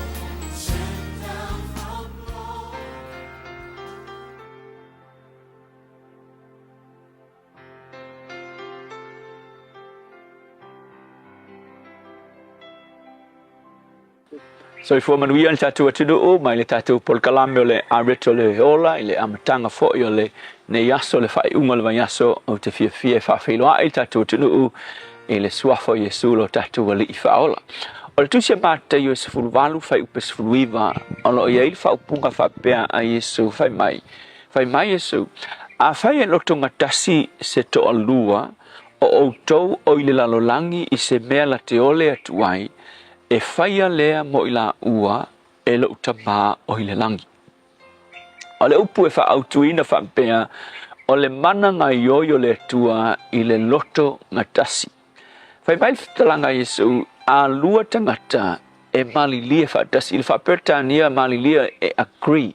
Mai a lua tangata e agree pe malilia whatasi i se mea e tatalo maole atuai i lona tamau i le langi. Whai mai, e whaia lea e lo tamau i le langi. Pe a malilia tangata e to lua. Lona winga o le mana e ngā ioi o le tua i le melea o le loto ngatasi. O agree pe malilia i ani loto tangata sidi a kulikasi. To lua tangata. Alvesi lau maho faufa pea. Ai whawhea la pe a o vatu ma le lua tangata. Pe se fulu tangata, lua se fulu tangata, tolu se fulu tangata, fa se fulu, lima se fulu, ona se fulu, se lau, afe, whawhela pe a afe ni tangata e agree whatasi. Awhai e malosi ma power tele i a mene o le agreement o le mali lienga ni loto se lua. Ma o le lua e alanga mai e Yesu le lua tau mai ai o le tau ele o le numera la lua. Ai o le tau ua o ngi loko e ova kui le lua o le tasi ua tuu whatasi. Kalo whatasi, whatuatua whatasi, e paua la le melna.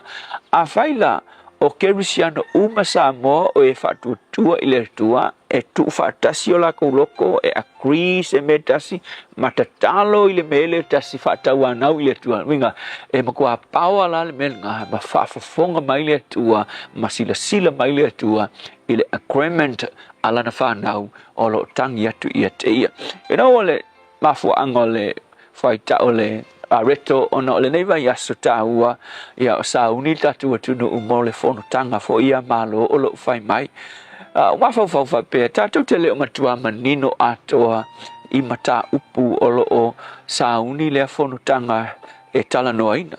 Ai le mea tā ua i tangata whatuatua, ai mai se oe tangata whatuatua, le tali i mana whawhine o le tua, tātou te tali tonuina le mananga ioi o le tua, le mele o le tatalo ma le agree whatasi o lana whanau, pe ese tātou ekalesia, a se ekalesia kerisiano o lo iai, e te whatuatua i le mana o le tatalo whai whatasi.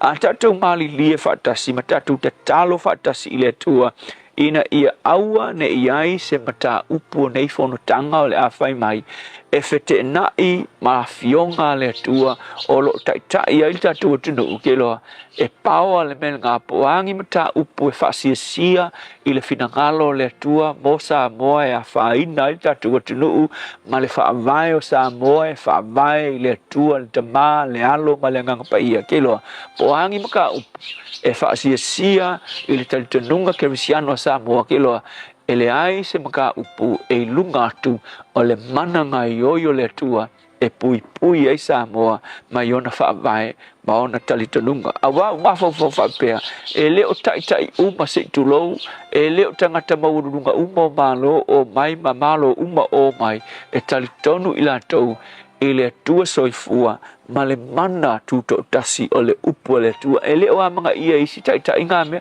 kasi ale mea e mawhau iei tai o le poto wha le lalo langi nei o le mawhau ma meto tia e whau si ai ma tia e atunu ai le o ano tele i la tau o le a le fina ngalo le tua mo tangata soifua so le upu la mo tatou o se taimi ta ua mo kerisiano uma Samoa e tutu whatasi ai ma mana tua le tatou tunu ui te talo e back up ai le fonotanga o le awhaia mai Samoa.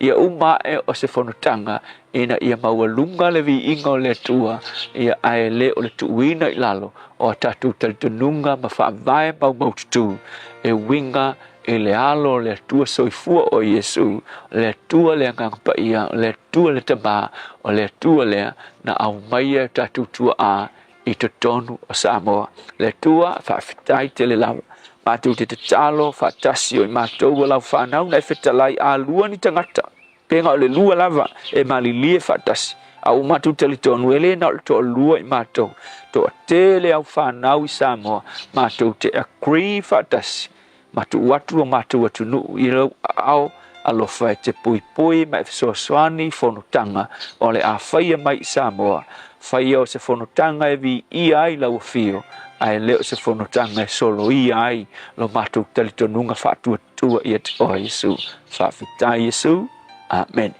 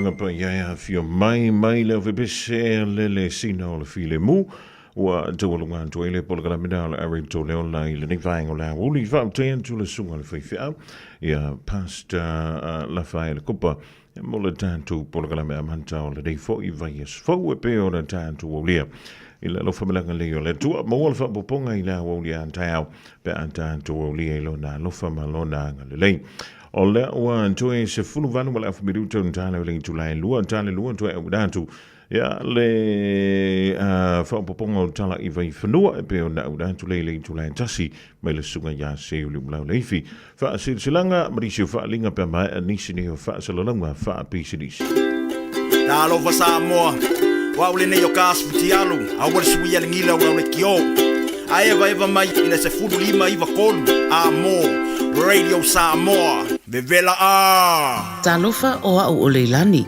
Mātou tena nofo whaatasi malau to o lua le mawha naumana I o mātua o te bala au I le Healthline pe a whaia langona le tino mai e se tasi o I mātou e le ai se totongi o le nei au o nanga mai mawhai ona o tala no e se tausima I mō fautuanga tau soifua maloloina ma whaamatalanga I mea te tau ona whai o te bala au iai ai le tinga ina seisi o I mātou e awa noi te mi uma, lua sul whai tu lao le aso, mo aso umo le vai aso. E maua fo I le fesosoani mo se whaamatala upu, pe a whai o e fiatala noa I lau lavanga ngana, e lea I fo I se tutongi, Mala au loa le Healthline I le o valu se lau, ono tasi tasi ono. O e sa ni malanga mo Samoa, ma le tua loa le moana rentals, e maua I so se tu ai ngā taavale mo te tongi, mo so se mana onga, e ma whai ona piki le taavale le malewa lele I whale olo, polo tātou o fisa au tu I ala fua, pe mo muli anto le whale tani malo o loo e wha mautu ai ngā whaapitoa, e ye le insurance cover e te fili mai ai, a wale pui ngā ne I tupu se whaalavelave, a o loo ye le wha mama a venga mo oe. Mo nisi whaamtalanga wala au le tātou pa anga le Pacific Easy I le ovalu se lau o tasi ono. Pea siasi I le Facebook a le Moana Rentals. Po le upenga ta whailangi o le moanarentals.com. Moana Rentals o laupa anga e taitoloina oe a o e malanga siasi I Samoa. Mga umia se maafa mga kosyo kingala I Samoa. Sisi le Lifestone Headstone Life fai le lako whaapikoa mo maa e lalo mai le lima awhire kau. E mawhai fo inga lafo I Samoa. Vili le ongu se lau kasi valo lima iwa po o le website o le lifestone.co.nz. Wha iloa le Lifestone Headstone o le Radio Samoa na e maua ai le nei whaasalaunga o na lafo lea o le maa whaamanatu I Samoa e au noa ma se tongi. Lifestone Headstone le au nanga a le Pasifika. Radio Samoa Tasilima Ivatolu Amo Radio Samoa Tasilima Ivatolu Amo Spulu maleona minuto na tano le Julai luo li sideo fasi silanga le utolu mai le ofisa o le Radio Samoa le rivai o leso ya wa la vele long puyeli I lo topa ia ma lo o to mabalu ili shofa mo la va tunwina le ile nei fo I vayaso o le tanto whaalinga mua ya mai le vangala wa whaingoina o le team No Excuse Zumba. Tala fa Samoa ma le tua le tanto Zumba a le team No Excuse ya sa tofi e pe o le basiria I le OMAC po le Otara Music Art Center I le taulanga whaantawi Otara I le afole ono I le fiafi e le se tongi o le nei Zumba sumai tanto fia ma whaamalo stino whaatasi awa le tanto soifua manoloina e maua le team No Excuse I le tuatusi o le ono pa se lau a le Anda Crescent I Otara o le ono pa se lau a le Anda Crescent I nai Otara te maua iai ia le tanto team No Excuse Zumba.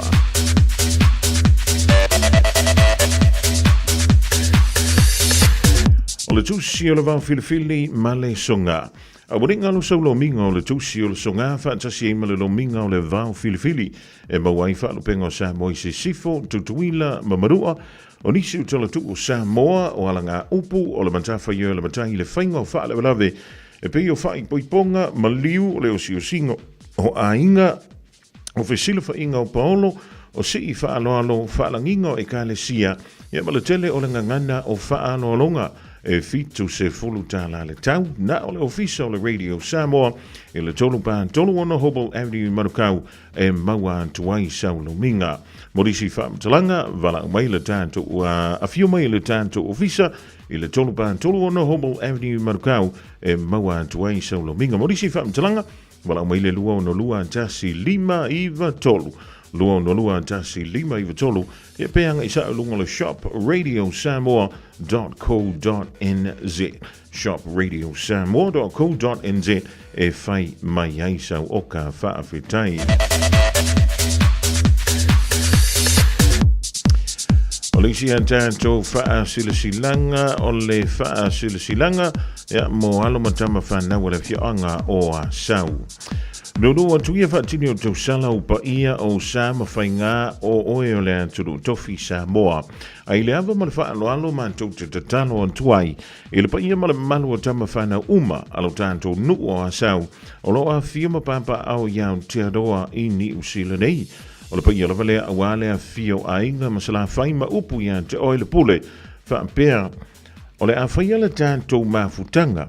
I le astona nei a so lusful moleono o kitopa i le hall ale Otara Music Art Center i Otara lava i le tulai tasi i le awoli o le wha moe ia awa lava le wha mautuina o mata upu sa tala noina ma o le a tala noina i fo inisi o mata upu taua i le alavaso momoli antu yailo o tau soifua i antato mawale aso i lona lofa ma lona ngalelei.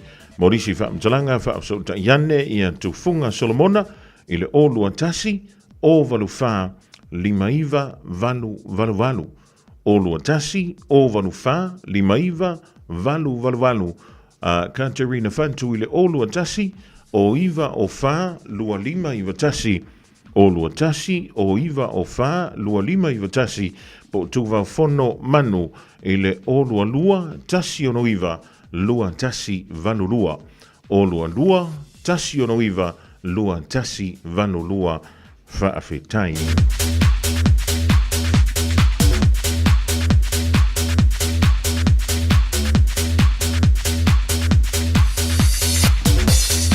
O le whaalinga mai le ainga sa vai nai au. Pamalemole suli uma o le ainga sa vai nai au. Ainga whealafani pese whea mana i le lua e sa tua sa vai. O e o lo au mau i so se tafau ni usala nei. O le tantou whaamoe e whaia le aso lua se fulu ma le ono o ke topa o le aso to na i lea i le tuantusi o le Mangry Memorial Hall i le Domain Road Mangry Bridge e whaia lea i le sefulu tasi i le taiao ta pena mailau a inga ia ma le tātou taumafutanga mamafa a wā le tātou wha moe ia wha tasi e la malau mau lau fofonga fia ma le mata anta ua makua polili pain apo ai tātou tātou filo ia i le lofa o le tua i lea aso a tofaina wha taiolo seinia e le taita i fono male lau.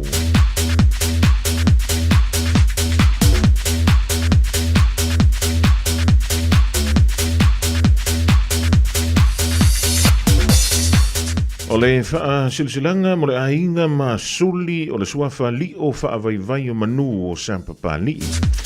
Tau toia wha papa e le ngā a o se whala e folanga tau pa ia Samoa. Ai wha sino tonu le nei wha silsilanga i suli ma feoi. O le nei ainga i Aotearoa nei.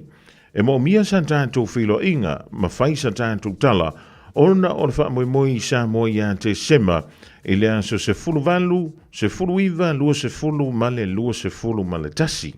E whai e le stona i nei aso lus fulu ono o ke topa, i le tulai wha i le fiafi, tālo sia i le lofa lo tātou tua, tātou te maua i le rei aso, tātou awai e mau popoai, ia ma le lei ai le tātou tonu, e le lei lava le tō esea anu upo to poto. A fia maurisi o whaamtalanga, whaafsota iane numera nei o le telefoni, o le olua tasi, olua lua, tasi tolu, whawhaiva. Olua tasi, olua lua, tasi tolu, whawhaiva. Whaamtaiolo o sainia, e li o whaavaivai o manu, to aluan tasi, li o whaavaivai o manu, Santimani ma lofaifo Vetemontu.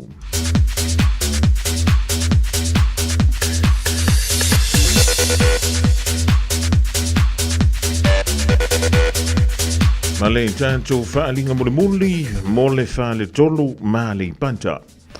O le ale le pa ia whaavantui o au loa pa ia sa tua whawhawha o Samoa mo na tua oi.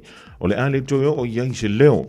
Ai whitoi tonu se mātou whaamatalanga i alo matama whanau o le whaale tolu ona o le malanga mai o le au malosi a le te patasi. E te talo atuai i tama whanau asi o tātou whale tolu mai a le panta su mai matala au mai tātou whiloai i le asu. Masalo la le misi mai i le kako wasu. O le Mangry Old School Hall i le lua i vaiva Kirkbride Road i Mangele i le tūlae valu i le fiafi se iau lia se furuma le lua i le vaveao. O le pa ia la valea awa le fio tuitonga mantoe ma le whaululunga o le ainga sa le valasi a fio fanga suaia o le alo le tuia tua a fio ali o le fono fuanta mai ni woti a fio le pa ia lala i malai ai tainane le fio ai o la pola malo la tama fio foi le sa matawa no malua marvai. Si toi sali hantu le aso le whai le tātou wha moelea o na toi wha leo atu ai lea i se taimi o luma. Sei nia le tātou wha silsilanga na mo le wha le tolu mali panta. O lo sei nia le fionga i a fuata whawhi ai. E te maua i le numero o le telefoni o le olua fitu. Tolu i vaono lima tasi valu fitu. Olua fitu, tolu i vaono lima tasi valu fitu. O vani lau talo sanga a sini. Ile olua tasi toluiva fa lima i vafitu.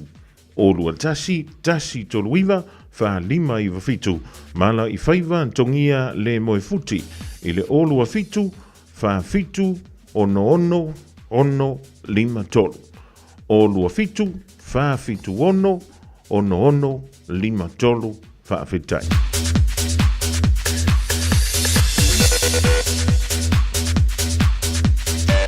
O li si nao tātou whaalinga lau tonu mai le rivaenga o le aso i le ofisa o le Radio Samoa wha malulu atu foi. I se ngana ua sasi foi le rivaenga o le awa uli lau tāpo inga. Ele ngantoi leo lau mai tau Samoa e tom whaia tu lava. I le mawhaia nganta mai ai le tātou au nanga foi e wale longa puiali. O lo utou pa ia ma lo utou mamalu foi i nisi o wha silsilanga ua taulu mai lea i le tātou ofisa nei. O lewa fia toe ono minute o na tale o leitu lai lua ma tu an tale lua i la ule ona wina tu le on tato wafo tato tala i venfrua i na fonga i leitu lai fia i leitu lai tasi la ule malo on tu ya pele fale i male ainga le ma futa mai fo le vaingo la ule sala kuka o le tina ya sin leo ma utu ma vole ma futa mai le vaingo le tanto polgala me ma lo la via tu ia le ona sanya malo foi le fa malosi o le fa na wila onga e bole na foi e fa o le so malolo o ia le tia so malolo o le so fu le ves fu le so malolo e le se mela tanto malolo i fu le ia so fu tinga ko malolo le vai so saulo na lo fa malonda le tutua ale Radio Samoa va tala van foi le so ia tau sanga fanga io ia va ile ia sio ke ia ngai au fala au ngia o When I'm not having my 2-minute noodles, I'm listening into Francis on Radio Samoa. Manga yellow kipi CD.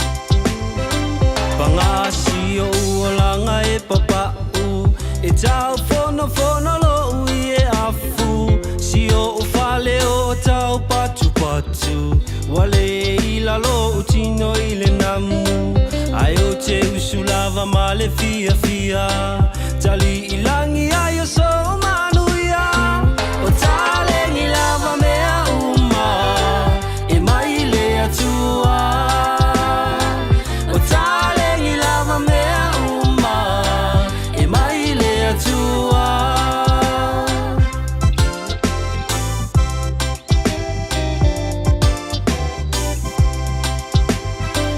o te fa atu ile a onga e fai uma e tamaiti o uponga ile uli uli o si o upa u ma o uvai e papala ile namu o alofi vai ma fia fia o se e vai o te lenga fatia si o ulu e momo e tutasi le moa moa o le fai si o ulu e momo e tutasi le moa moa o le fai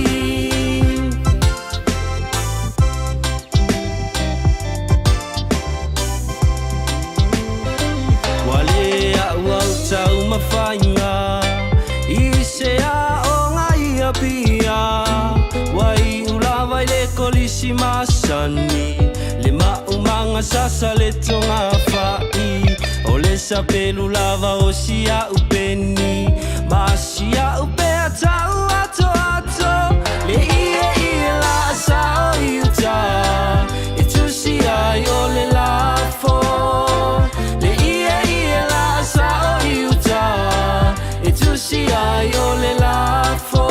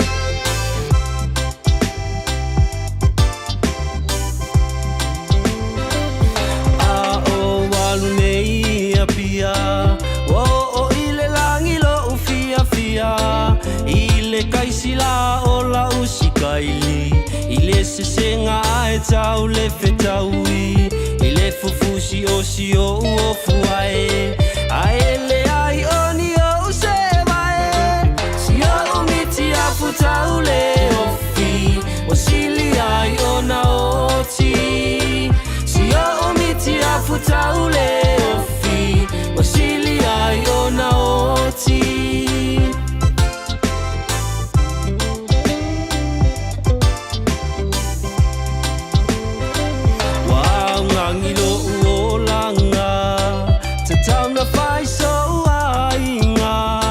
Popole vale lo uma fau fau o se panga ai o le au atu atu vale o si o uloto o tau o so ai o le moe tolo la uma lo me aunga e su e ai se ava la uma lo me aunga e su e ai se ava le olanga papa o mai avans pailante mataumante ina ua tātonu lei tūlai lua le rifo i vaenga o le awoli ole a sunga fua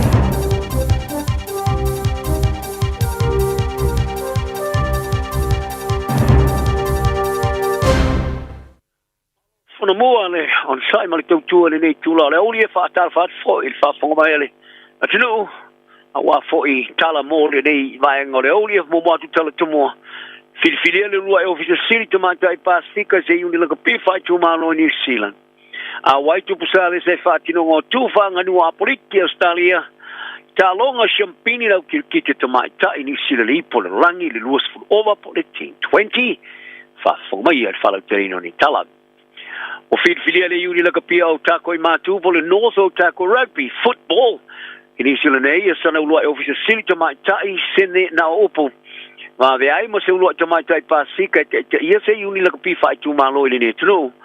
Ona opo sa soi fo mai ya taiti fa nene ai fai poipo o lona tupuanga me baie e sa fata. Mo te soi sari mo fa su va talonga fa va malo.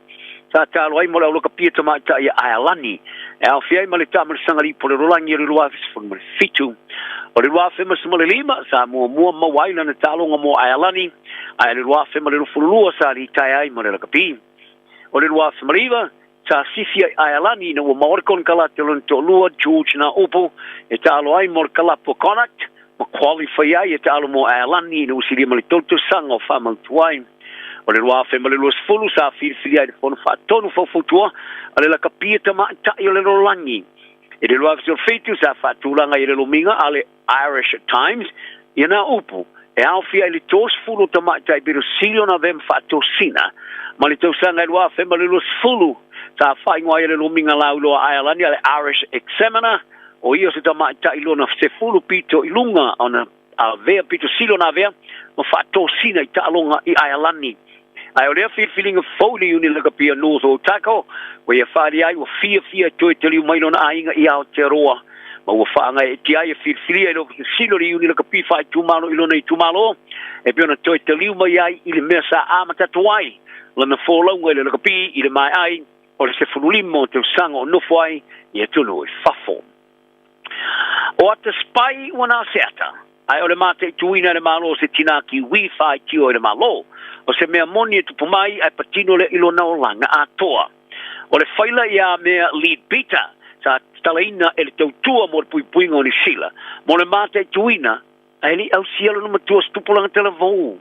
Ai o le teminei, o le tina e umia o vea matanga te TM5 tio le malo, o i tu sia ne se tusi, e winga le tala ango whainga whaspai le malo a iau te roa. Whapea maso tanga malona na ainga I lana tusi ua ilo ai o le fili whalo te whale, ia pole the enemy within. Wharia lead Peter, ele por kalama of cinematari, por Q&A, ali television I sila. Wo, ele taimi mo le malo e tau fia, ele spai tangata lau tele whātion. Ma i tā wai, wa ia ino nei, e ia isi a wala e mawhai au na tātou tilo. I nei ma tā upu nei lo le tautua whaspai, tautua puipuinga ma ofisa o whamtalanga whārilo rilo, e la tau tele italia ni se se. O lead Peter, wala te advanceful tau sanga, ta laulo tele inga yo inga mo te file mu mo fai tu se fulu tu sanga sa ave ma ki au tu fa to sina mo fa mo to lio nuclear le sa ia te pai fa fita ia ta o tanga te asia I so te sai ma le pa stika ona ma tu ia Jack ma LC Lock ta lango I fainga fa komunisti o le tu fine foi fai pulita lo ni o party le Greens o Maliu Keith Lock. O le whaila le official whamtalanga whalilo lilo ia lead Peter, e ivas fului tu lau le mafia fia. E piona wha mauma wai whamtalanga ia tea, e whatua se fuluana tau sanga. E piona sa tawa e sa ia tilivaina, newspaper komenisi ale People's Voice. Ai ana so suenga. Sa whate ia e foi lead Peter, e winga ni kulupu SS, ma tangata te totasi sa mate tuina le malo. E peo tangata ni sila sa langonongo ina le ngā yoingo le tuma o tio sa boa. I le vaitu sanga le hawhei se lau lua se fulu. Ma ia whari ai, wale nao tangata e langonongo ina le ngā yoingo le tuma o tio sa boa. A e o ilo ia ma tangata sa tu langa le tele, sa matua I whate ia, I le awala, sa pule ai e New Zealand, ia Samoa, I le avai taimi. O toriera matanga ruanga le soi fomalo roi na New Zealand le te fatuora, ia le siria ma le fase lau tal sanga mai leo whainga ruanga I mana na oi whamalo lo mana tu ngā ruanga ma le loto mali lie, voluntary redundancies. Ona masino au kuso sa ta pai nai nisi mana na oi malo lo mana tu ngā ruanga ma le loto whaitalia. A o tau mawhaile matanga ruanga I whaiti te tupe whaalu tu ruaile matuai whauro la I o tupe wha ai talafo. Aria leo vise silo le matanga ruanga whi polea ai maji apa, o lo wha wawana na tu wha senga I tal sanga. Ma ia tā wai o tangata whai ngā ruanga sa o luma ele ma whaina wha malo roina. Ele o ma whaina tala noane ma tā ngā ruanga winga. I se a whianga o le a iai nei ngā ruanga I tangata e wha mā vai. O le a iai lea I le tala whaara tau o le tupe a o wha a wau le ngā senga. O le aso whareile sa tau nuane ai tupu sa le sa ma koini Camila I Australia e la ma tanga o le lasi singa wha tupu. o aso i lima o le malanga e pera whapopuina o no tonga fitinga o ka nesa o tupu saresa se urua I tupu Australia se 804 I se teimi wasi ai le tunu ma fuafuanga I le tupu o le aia whatino tūmanga nu whatangata o le ele o apoliki ila nā si singa o le a wai se sauninga whanga nu a sui o tangata apoliki ma tangata o le motu o Torres Strait Islanders o se whaamamanga ma le whaailoa o se whaalolonga mo le ele ma whaailoa tupuanga o tangata o le ele pena liputi ai ele lo minga ale The Telegraph o le apatino o na awai ai le sauninga o le whaasu po le smoking ritual I sini o na ia toi awa ia toi le se isi sauninga e whaapea e whai Canberra ai o le awea mastangata e na o le mata o lona tina ua maliu Queen Elizabetha sa na o le tilo I sauninga whaapea sa whai taimi sa asi siai Australia ai o tupu sa lesa e iere mamanga o se urua I sui o le ai ngā tupu o patino o na awai le whaatinonga o le anga nu o tangata poliki o le mai ai o le la taimi Australia o na ngai atulole o tupu sa lesa ma Queen Camilla I Samoa mo le fontanga tai o malo le tapulenga leo la ia for fly I se porkala me fomo skolsipi e fatu paina se fatu penga tele foa ia tangata te notasi e tu sai ma le lominga le Telegraph fa vaina o se ele socio university o malo le tapulenga o le skolsipi o le ataula I langonga ia o nga porkala me tupu por King's Fellows I motu umotu watiae I lalo le pulenga malo le tapulenga ma soani ai sa ilia fofo vave lui tau to ma ainga fa fitau le tele ma lui tau ia tinae o sio mianga ia taro talo ngor fai ngor vai aso se fai ngor vai aso o manu malo o auta alo tama tai sa fate ia ele au kirukita tama tai o wai tini sila ona fai to ilalo Africa sau tele la suanga champino tama san kirukiti fa mamalo mo le tai lus fulu over por le T20 Dubai ila pona po o se te muamore o manu ele o tamata I kiwi le ipole no rangi le vai ngore kirukiti o se te muamo o tau vai so nga champini tol mai fai ina ya Australia le noa fulu ta muamo te tale o ale white ferns ma au si ai se lau lima balu ile limo pe ta mau mai over lus fulu tuli Africa so ke na se lau lus fulu no ai Samoa ai umala tu over lus fulu ta nga ia tuli white ferns ile ta sanga ma se tulanga tu mate ile mai ai lea o le whaia ine series se lue au pito power ke ukite to mai tai e ngelani ma Australia ai sa suia le tau o manga le tamar sanga no whate ia o le tau whai fafo uma e ngelani ma Australia mai le ausia o sua ngā champini o le manu malo le all white wala tu mawai le tolu desima le balu 5 miliona ta la tolu aso talo le tolopo ilalo le whatulanga nei tolu le langi e tali foi tau yela un di polo tama tail silver ferns and isila is a tali pito silo na le le fatu ile loina o le au numero tasi le langi le diamonds Australia ale ai mo se nganga o se se manatu e se ava no e manu malo ai sa fatu ia ni isila ia Australia le manu malo ono sumar fa ile limas fulu ile talo foi tau dia mo tamo sangoripo le Constellation Cup Wellington le po o fitu nei fai in so Australia ia na talonga mulmuli nei mal silver ferns ai o se manu malo pito tele tu leo ni ai ia Australia pito tono su fatu sanga o le vasto luai sa pasi ai engelani e ni sila tuna lua il fatu ngana le rolan il manu malo e serisi mal silver ferns lo tasi ma le tos furu sumaleono sa manu malo ai leo kirikita leo la kapilike tama ta ele fitu Samoa ia tonga fiti ma o toe tase nei le latu talonga e qualify ai e le tamarstanga li pore rangi o le luafe ma le rufu wono ele umila se taimi sa amtai le talonga e kolosio le tu sa mole lini score e te wala mai le latu wingi sa arina masanga mai le ono pai mo mola por fasolonga le polo tal malo longo si ai le tu sa mo le rufu fulu mai isi score sa mo e siena lo fu ma Jessica Patea isko e lua tonga sa mo e Filomena Hanisi mama ni lita ta kapautolo e sa to isko e patel afro na lua malindi tui sa sko foi o skolo na tolo tonga sa mo e Lavinia ka o liku i le amatanga o le afro na lua malu duatu o le ata alo nena le fitu sa mo ma sa o manu malo mai le bao fiti ma le cooking le fai al fai unga le vasonei e so anga sempine fai mai au kilani i le vai aso asau o le awe manu malo le po tamatai o le ato wia i la sa lava i tamu sanga le po rolangi le raf male fulono ai o le awe tulunga lua o le anga ia tu le tamu sanga le po rolangi o le wafe male lima e mo to manu malo ne va faila ni sila le ni team New Zealand le po la lo tu unga le tai po le po America le America's Cup fitu mo le lua tu unga smotolu e male va ale Britannia sa fa solo Barcelona ia male soka forward i sila o amatene le anta alonga i manu malo ai o kilani i le astonai o se talonga u fa mautuina Malayan Mount Smart Stadium o kilani o le fa ilonga e soka le Auckland FC de la tulu ai talonga le tamasanga e league lua le ai le au mai Australia e Brisbane ale Brisbane Roar ia tala na ni aso mo tanga tata uma ile no flema no filemu soi foia Wana o le Radio Samoa se furulima iwa toru a mo e tautuaina o e ilangu ngana fitu aso le vai aso. O le daua whafungale tiro o le tue au dantu nau dantu tala I vei whanua o le rivaingo la woli pe o le sauri ima taparina le sunga ia seuli o malau le ifi. E mo le tamiring dantu savali vali I le tautu malau danga le Enterprise Motor Group I manukau o le wafa tasi mele sunga ia au kuso I le rivaingo la so wa fo ia se dantu ripoti o le amatanga o le riva ia so telefon tu kuso ma lo le ono sai e ma lo fo le tau antai le amatanga o le riva ia so.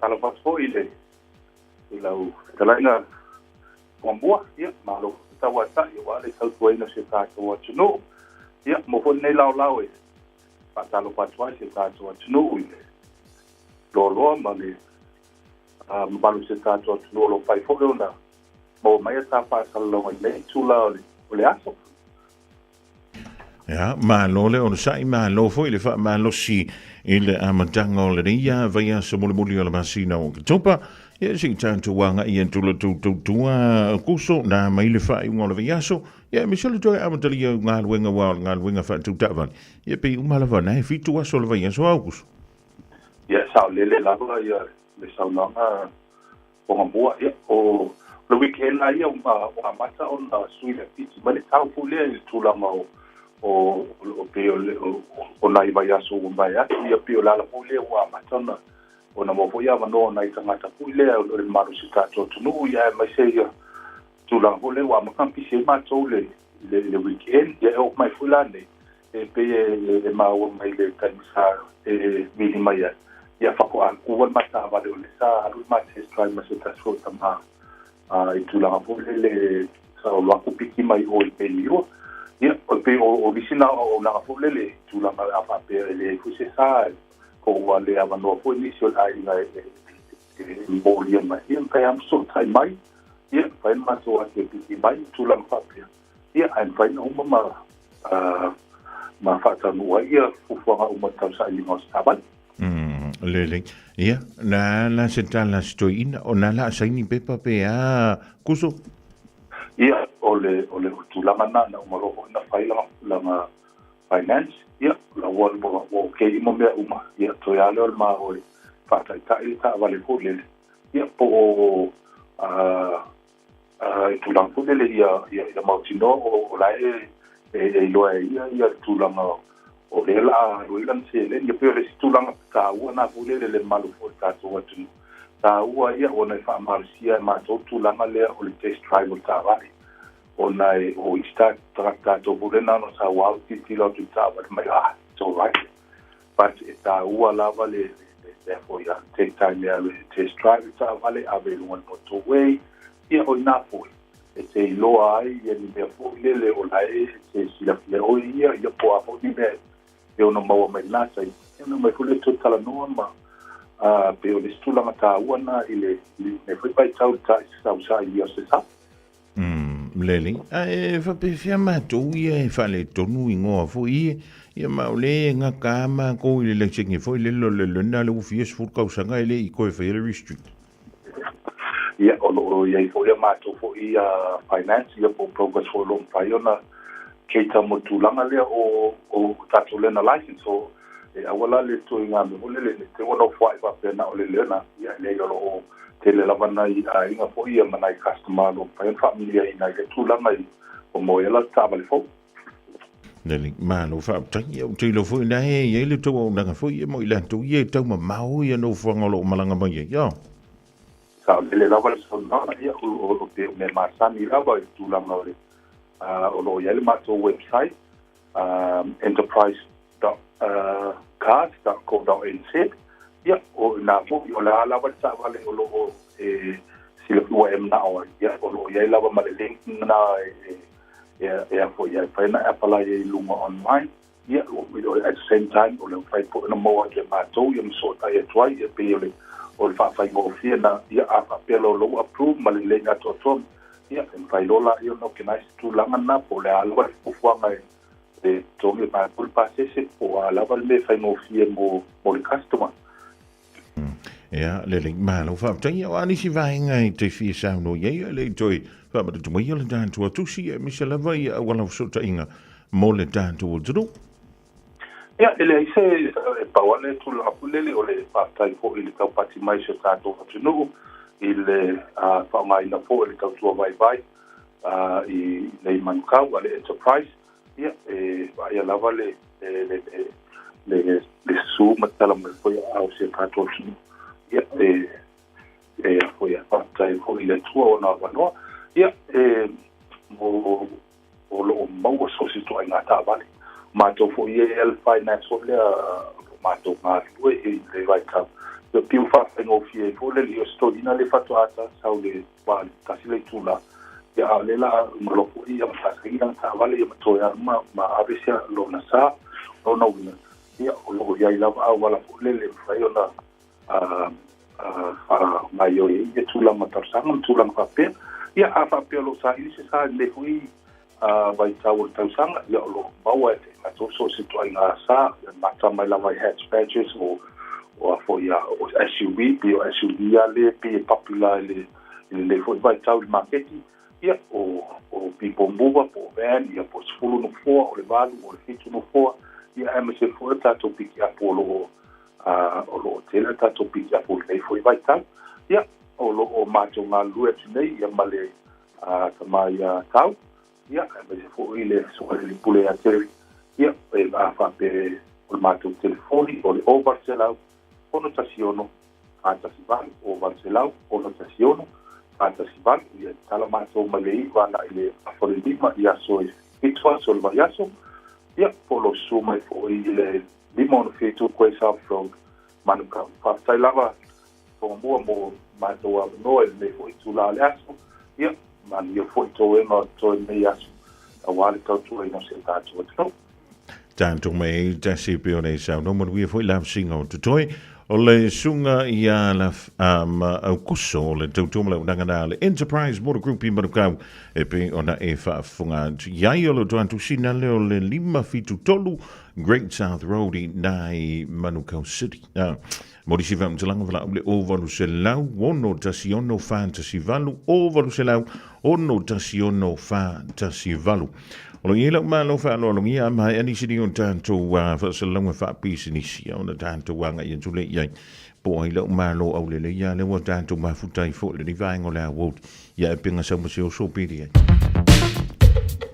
All I hear is Radio Samoa, Radio Samoa, Radio Samoa, tasilima iva tolu amo. Radio Samoa, tasilima iva kolu amo.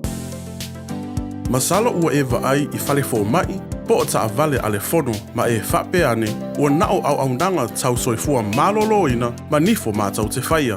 E tele le fesosoani e maua ya mātou. Fesosoani mo le ola manuia o le mawhauwhau. Polo kalame e tau fia ai le tau mawhatapaa. Fesosoani mo tina ama pepe.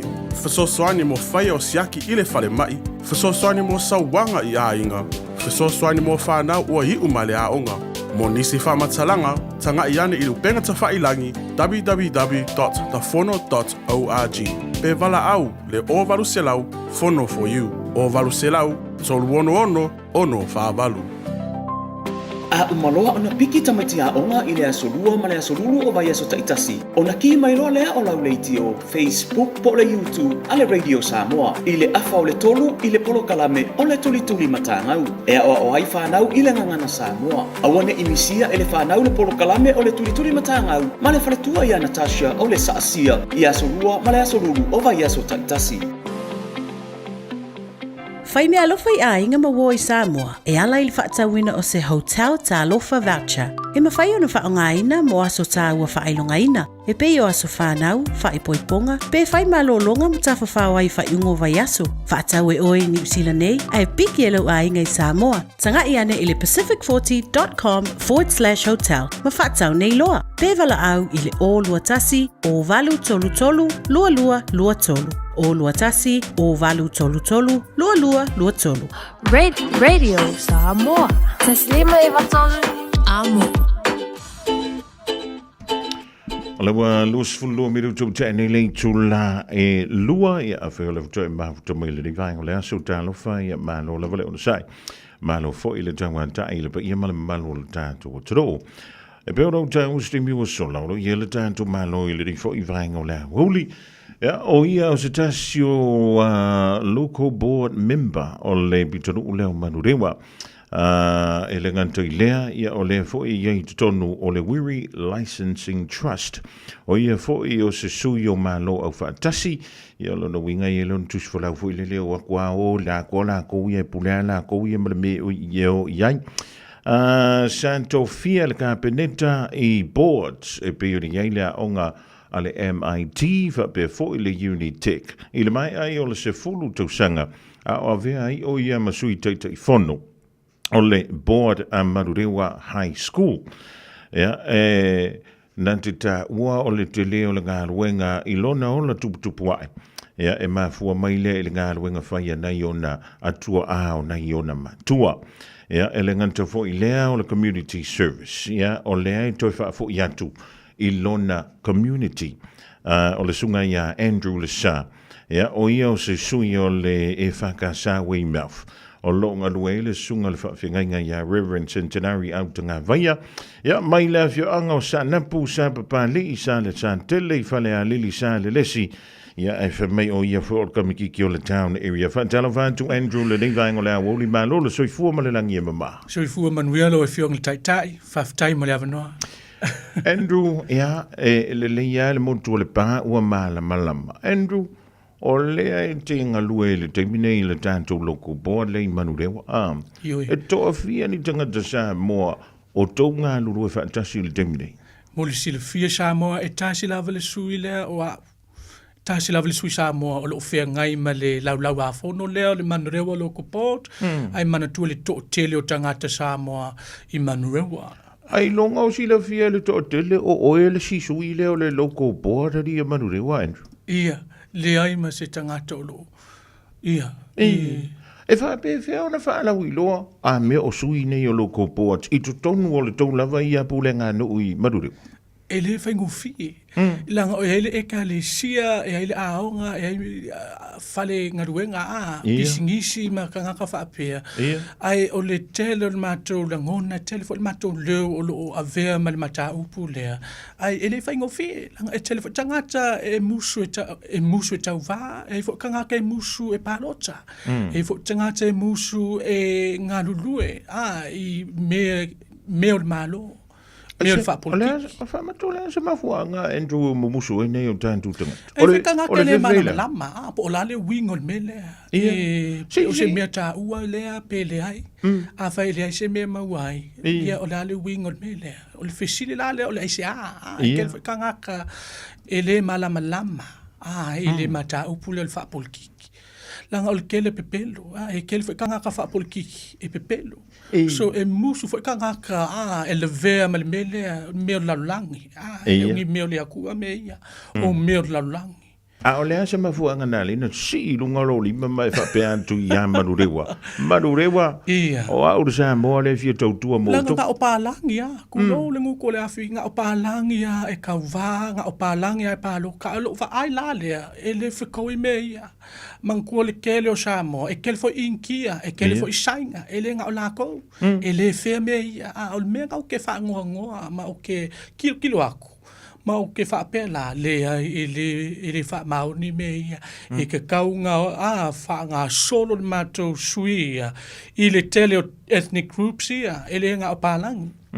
So le mea ngau ke mā whau le le whale ma me le disagreement le ai ma se mako leo i lumo lau a fono le lona winga e le ai ma se kupe mawai mon mato fa moi mo i mako pisingisi ma le a le ai se mako leo i lumo lau lea e le ai ma se suinga so o le ma fau anga o le sa i asola i kaiminga o deciding o ke fia kauva ia Lukau, leo ako ngai le lukau sanga. Ia. Ia. Tanulan e tulai o e ka uisi la fia ni Andrew e to a fia ni Samoa la il to pitonu i Madure. O le 44% ko kiki afa le kanga kaulo ngongo foi manrewa o le Pasifika. Ele nga o Samoa it's mostly Samoan ko kiki afa. Ai Taluna tula maili Andrew lo to finger. Wai ni sa mo wanga yo jian o mai marurewa Mosef Soso. Ioi ele fefe au le Louis Bonifacio le sume fa fe ngai ya Louis Bonifacio. Tunga le pul. Ia nga vili mai ya tia uma ma fai ai. Le ai se mato suisa mo ile loko pole ka kaunga va oi. Ia ma ma kedio la siata ma Ia, sango winga na wala o antule sunga le faife au ya e te sa ni te alu tonu. Yes, ia o le. La sa ula ngona i do wala o antule faife. Ele fai ngofi. Ele fe au le nga tu mai atia. O le me fenga tai to tonu o pulenga o me nei o loko poanta and o me e ka o le kaul soifuanga. Ia. E ki nga inga mako e me le kaul soifuanga.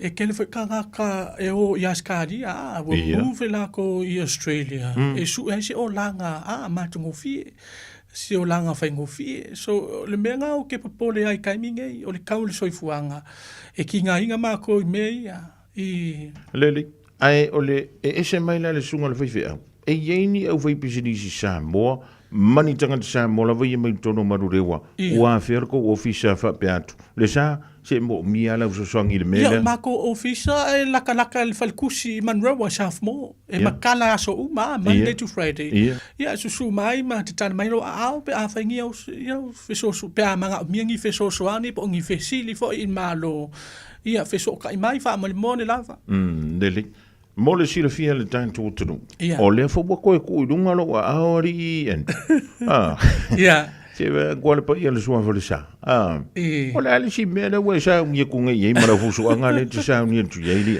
ya ave le fa tau va e mo le atu ai au ta u le tu la le aso mo le si le fio ta tu atu e ta si la le sui tau va sa mo o le ver ma le fa mo le o le fa nga pa lota o le tisi o a ulava le e la ngona lava le mita o le anganga ma le fia lo loto ona o le alofa ma le anga le leo Samoa. Lele, o le pulinga le tise le tufaina mai mo me fui o ke le lopo le ka unga o hafo ingo me. O dividends, mau kausanga uma, kolu se lau lima sfukala. Ai mangkua o le kere fo kausanga ia, ai le ai ma se suingo numele le tolu se lau lima sfukala. Au le so si la via ia ri Andrew se kupela mau le vekta i kausanga. Ia o le tupele mau kausanga uma, o le tupele tongi ai pili o kausanga uma. Ia, ai fa mata fia. Mai kupe ia. Fa mata fia se kupela mau I le tau fa ile mau el polo fiti le tu fa mai tu. O le milionga, o le kere o kupe ia nga mau kausanga uma. Alongo o le afu nga o Samoa, o le alongo winga le ka fio le vaenga le kupe. Ia, e kokongia isi mea ia, ka ole solar panel, po le kise mai le la.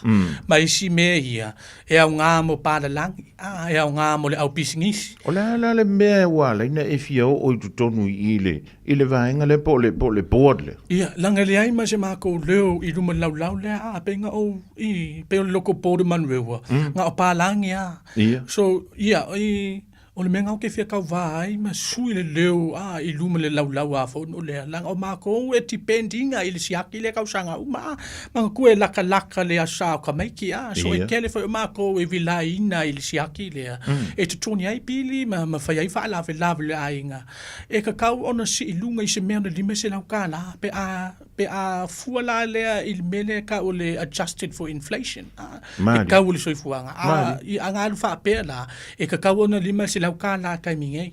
So o le mea ngau ke tisa kui ai ma o ke mawhawhau le whale po le aisia. Aisia le isi i lunga le kau le siaki le mau kau sanga o malanga o le kere mauli ma Samoa. E we la ina le siaki le e tutoni ai pili ma whai ai whaala. Ia, o tini loa li Andrew o tausanga te tas. Ia, o te whai a kua ui o le mako ui a whan. Ia. O e lele a o na malu lupe sau le winter. Ia, ala i kiki a le pili o le koru se lang. Ia. Ia, e ngā le paunga le mele koe whaafo i marika usanga ako. O le la sula ngona le dam. Ia. E whakau i pe le whiko. O ke hofo le mao ka ngaka. Because o kele fo e mako e ki ngā inga, i le kau le soifuanga. E kele fo e mako e vela ina le mele. E ai fo e mele o ke pole ai fua. Le mele o ka o le vector sponsorship. I le mele o le Polifest ma le Pasifika o le kauvanga o le Misamoa. E le ai ma se sponsorship i tutonu o tato Pacific Communities. O fele e anu, i le tele tupe o le vector. E fai ai mo li o Krisimasi o i Kyle City, ma isi me fai o le... Aile o tau au fia o mai matangata uma. E ka ngaka. Le ko kongi ala ko kupe kongu i. Le li, ole ala le mele te whina ngalo ina ia maua mai e le pa ia male malu sa mole di vaenga le woli e fan tau le palota le. Ia ko iki a uma. E uma la sofa lai le ngai le fainga paloka le el kise. So te ia kolo atu le ava male fa lo alo.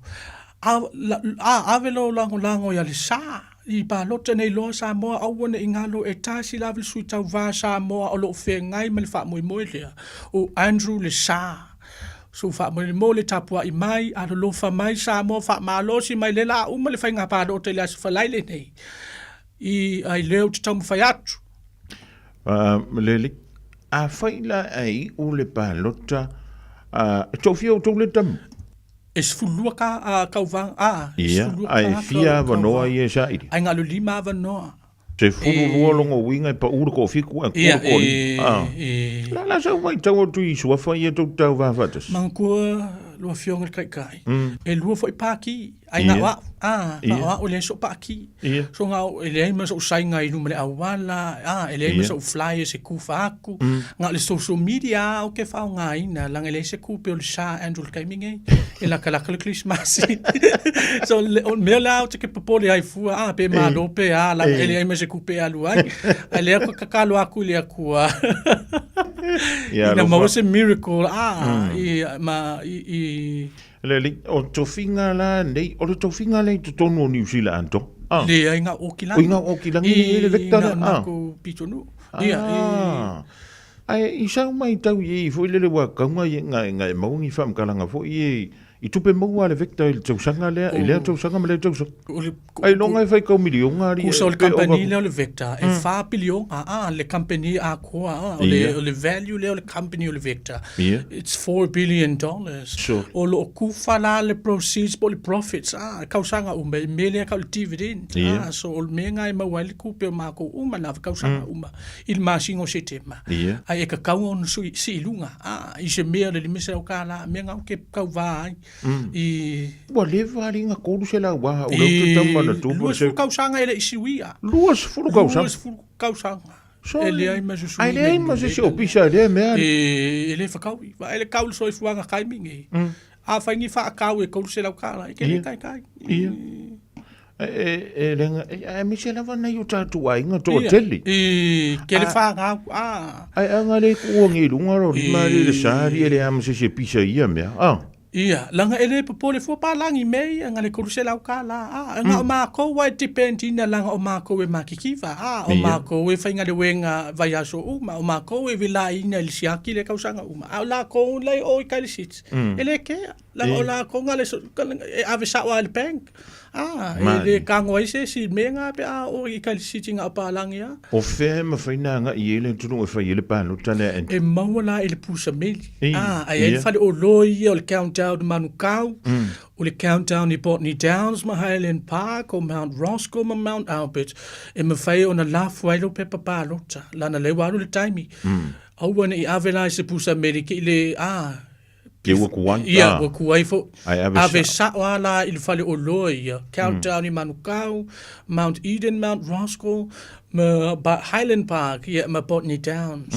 Ele pusa la i le entrance, Ia. nga i tuailo pe palota, ma ave lo lango ia le Sa Andrew. Mo le lava Samoa. Mo i la tō le ia la tō fesili wae.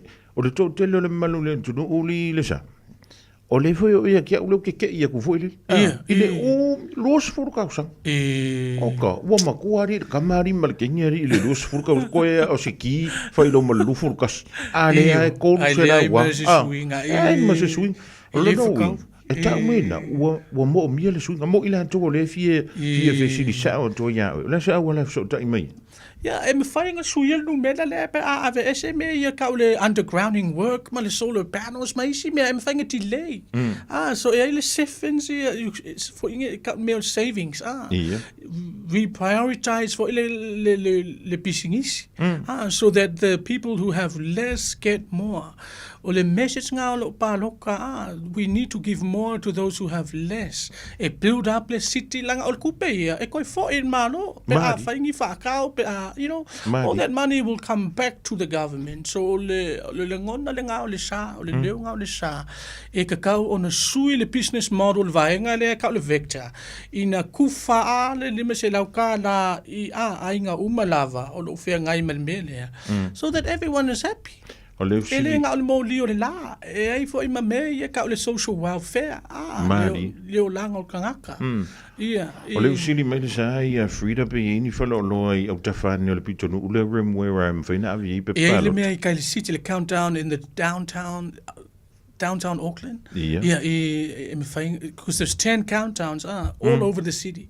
E le lis online e me fainga va ai po o fele fa o lole laka ya ke oi e mau ai le ai ma le ya le o lo no inga sia ki le pusa meli le wa vantu le nga ku fa le pepa pa lo ke pusa meli o lo no inga a fa pe le mau le pusa meli le pepa pa le me fainga vili ia o le no merona ia ke ka mo su ia wai mangule la var kan o le foko a songa fua io i wa le kai mi a fai o le ma futa ma fa fonga mai le tu le ringa ngola wo ai te mana o si lunga ia la dividend ile tau sanga fo ia longo winga ka nga ku ia le fionga ia le sa kong yor ka ko porte ia le mo lingu mena ia sa ka o le 0800 666 030 0800 666 ia 030 o valu se la no o koru o ia ngali ia o valu se la no o tolu o no merala na vala o ye on sen mailo e koi sen na urgent ele courier le ka le urgent post o ye le mafinga foi online ka ko palo ele email le ai na le pepa palo kai ma ia ai si le la vala o le malu le tolu no merala o valu se la o no o tolu o ai fa fe pe a foi o ye ni si o le fia fesilia tu yante oi ini mea fu yolo ofia mana mai te mine. Ele mako Facebook. Le fale Andrew le sa. Su ya kuala mawaya. Fale Andrew le sa i lungo le Facebook. Ia o nenta tala fu ile fisilia tu ele mano le tu. Ia le o mai so finangalo muli le tempo inga sa mo le tempo mai lo lo foi. Ia o na ia e muli atu ele fa time le fa malo ia man madu tato atu.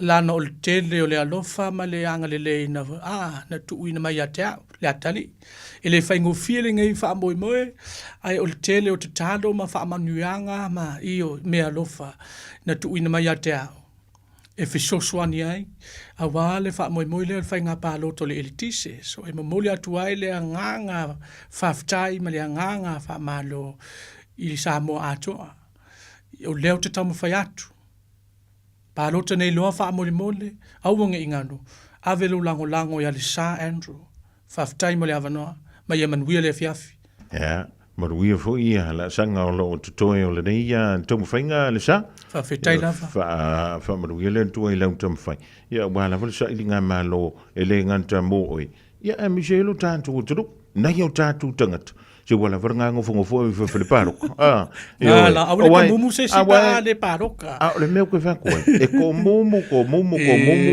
a le wa mo wala vero fa le o tu no winga pa lota mo le Sa Andrew a fayele ma wan tu lo pe papa lota le pusa meli po uma finga kia ia le la piscina pe papa lota voilà au le du le o valu sela no o tolu o valu sela no o tolu o va te tele le sa mo dan to filo inga e fa mo ia le tu ai la singa o toi fa pena fu ile wa fionga fa time le avanoa so foi ya le fionga ya Andrew le sa le fionga ya le sa e te mo wai le pepa pano tana wa tonu wantu la pusa meli ya fa pe no fa ya tu o manga e kanga wa o fa kasi me ma pepa fu ya mai fa lo ki ya ile na PC o le numero le telefoni manu wa levon ka ko polonga so le nga ka ko se la aya e no fam fa po tola tu pele anu le tisel tu sanga anto malaka un ka so ifuanga le wa ile ni vointa wa levon ka ngari masela aya wai wale ka ngosela si ka fa paling yer ka wala inflation ne wa le tembelini o ka eso le sita ngata o le soifuanga le to te soifua ia mo tanto wala na pauna le wala awa ka ke viwa fa mai vector soli se le me ko ke ave ma ko kupi e dia ia o ma kwa fa ipe le vector se vanga ngala wa pa loka ia mo le sunga ya Andrew le sa a fa wa ye lo pe pa nota ba i se la le countdown drop ye na lo pe pa nota il temi level de ia po se sol ni ve so le fa ngante les really ai a fa ye le i ma wan tu lo pe pa nota ia pe ese fo le address nganga e kusia bala au le over se la no o tolu o valu se la o no o tolu o ki ofua pe ka ko le uma ka ke pa lo ka ya le sa le nei soli o ka se manga yo ngi fa mo Tasilima Ivatolu Amo Radio Samoa.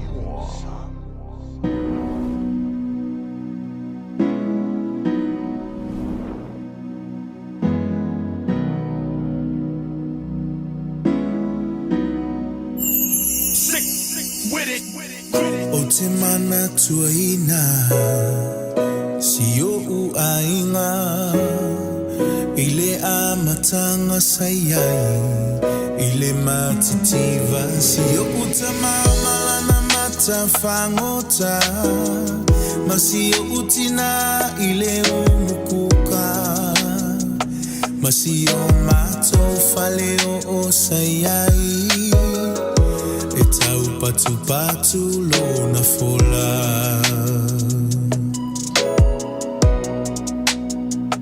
ai atu la ua onga ufa atali le faiva ma uta fui paelo mala uamu o te savali le nu atoa e fa ataua o fangusia se tu pe mola o pilia onga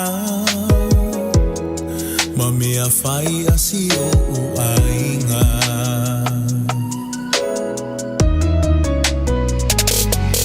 ele alo le mativa le letango le masia o ainga te le ifia ai pe o te falolona o sa oloto ile faleo o namativa ile tino ai sama o lava ya ke riso fa fitai ile luanga luenga le salofa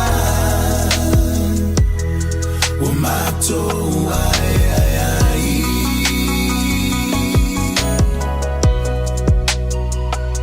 le mato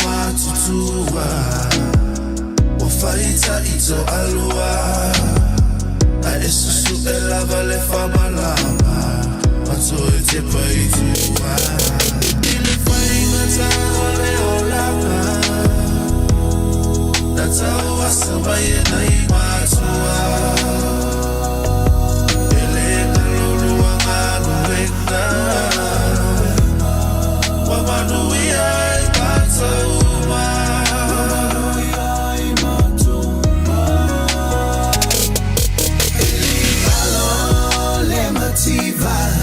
Lele tangole mausia uai tele ifia ai pe o te falolo na o la sa o lo to ile fale o na mativa ile tino ai sama o la maya ke riso fa fitai ile luanga luenga le salo fa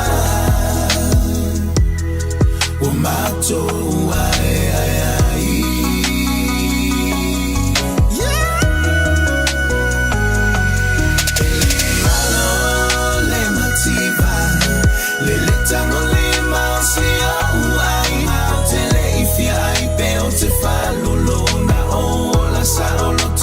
Faleo la mativa ile tino ai sama la maya yeri so faxitai ile luanga luenga le salufa mato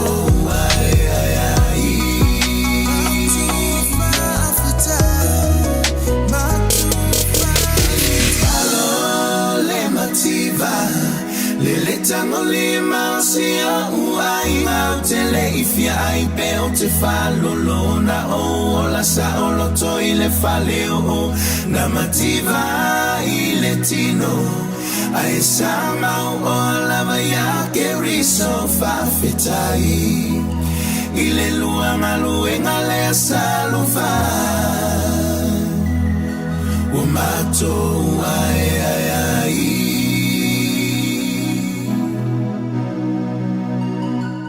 Se for ma lie now sai Frank Solna ma DJ Twitch le fo I vango adesso le pesse u fango ina le ngalo le mativa. O le futa mai Anthony ia le mantelo ranga so le mala sunga ya Andrew le sa. O se tasi o loko bon member mai le pituru le madurewa o le wa tu antu lo na ingoa.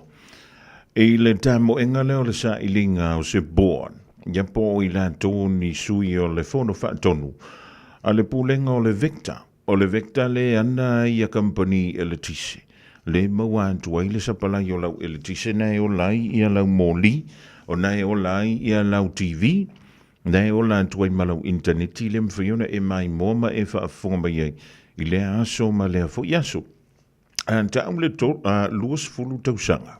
O whaapea lea o na tūmau pea I a le dividend I le metasi. O lono winga. E ile mela e kupu. O le winga o la utala. Ia na, o le whantita inga la tamai ia o le nupifa, o te le o fietala noa I me ia awi e kupe, bla bla bla. Le, o le te fietala noa atu se whantita inga la tamai. Mana tua le tantu nupifa I Samoa. E ese a dividends I tausanga ta itasi. O dividends na po o profiti na le tuftu whantu I tangata whaisa whanga. E whapena umare mele ka ua o le vecta. Le pule ina le tisi. Le antantu te mawai le pawa le. E whaonga ina I tono antantu mo te malawa. O le whatita inga la pio no whantu I mai o I le tantu nupi whai Samoa. Mana tua.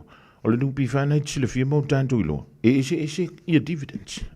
E alu ilunga, e alu ilalo, e alu ilunga, e alu ilalo. Ai pia fōlinga mai raka ko dividend le tuwha mai I le vecta. Luas fudu tausanga. O la lava e kepa I le tolu se lau mona tupu.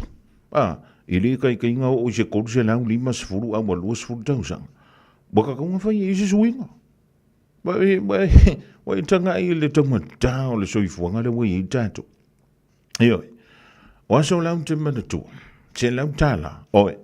E makwa kumu ar korori la po a fuilene. Ioi. Into tonu na o fia tausanga talo. Sifuru mongu pukausanga kalu. Ai ala le teimi. Ai koe alu malau se lau kahalanga. Kusanga o le piko ai lano fo I lele o le kolori la po.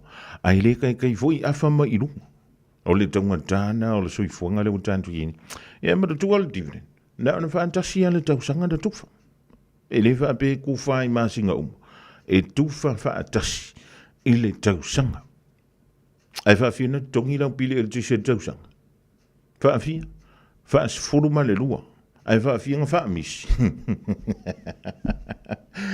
o le mea la le a fai o nei te fa longa ne le ia o uli wa fina ngalo i te mana o mia le me ka o le swinga ai le mawala pe papalota ma le tuana me fai ona u dan tu tan tu palota po pe papalota i na i la o le countdown i nei au kilani ia mi se lava tantou nei au kilani saute ia fa pe fo i tantou le siti tantou ia fili mai Wellington fa malulu wantu o le palota le fel temini o le palota mo i lantou ia lala i nei au kilani fa mo le lava lau please a fai le mau ala pe palota ia pe o tia i fo i le la pisi la pe palota anga ke manga o si lau dividend pe a malo ia le sa Andrew Willen tantou palota le masau to ton ia ne tango le vala au numero le telefon o valu sela o no o tolu o valu sela o no o tolu o ia ona fa anto pe tope anto ile on sa be papalota manu waile i umaltai ele a ngara ka ko mumui ko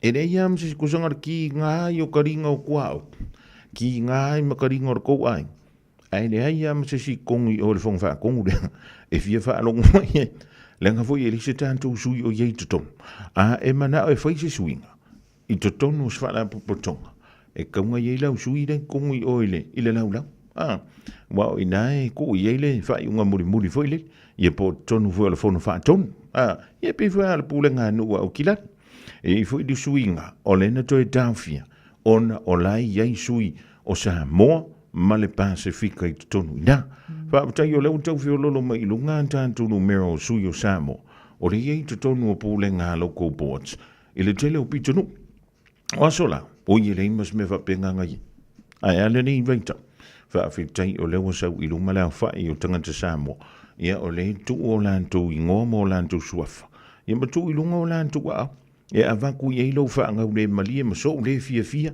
ia ona ola ia le fi ngau kongi o pe a telefon o me ia le ngau mai tangata o me ia tawon suia o me ia tawon fa le e ka mai inga o la o lo fi ngalo tonu o ile li o kele le yen kongi wa umalolo ko boards ia lu ka ko pulenga no au kilani le wale ka ki ke mo wai au kilani ai fa pe le ka ko me fa ia lo inga ngar ko tela wa nga o mai al fa lava ko tela ai va vien ko kongi au pilio le winter fa adim ia ma kau fa male o minga lo ki po ki wila ma le fa lungo le vai vela voi le pe lui o ele ia nga o le wanto e fitu minute ona dale o link to line tonu o sauni mai ia le tu ia Maria mala le topo mari man tanto telephone. Are you at a crossroads and not sure where to go? Thinking about studying or getting a new job but not sure where to start? OCA can help you get on the right track with new skills and confidence. Our Ignition Work and Study Skills program includes 4 weeks of full-time study and up to 12 weeks of additional support. To find out more or to apply, head over to go.oca.nz/ignition. Oceania Career Academy. Your future starts here. Talofa Samoa. O Atishna Ryan, o le Licensed Immigration Advisor mo le Auckland South Immigration Consultants. E visosoani mo so se tu ai ngā visa e malanga mai e New Zealand po Australia. Telefoni mai nei loa i le o valu o tasi o no valu wha fitulua. Po le olua tasi o no valu fitulua tolu o. O le R-Dash Travel, o le company numero tasi le taungo fio pasese mo fe malanga inga i Samoa whapea le malanga mai i Samoa i New Zealand ei. A whea de loa i le ofisa o le R-Dash Travel, tasi valu lima Great South Road i Marurua. Pe vili mai i le telefoni tolu iwa lua o wha o. Tolu iwa lua o wha o mo le R-Dash Travel. 24 hours a day, 7 days a week. Radio Samoa streaming live on www.radiosamoa.co.nz.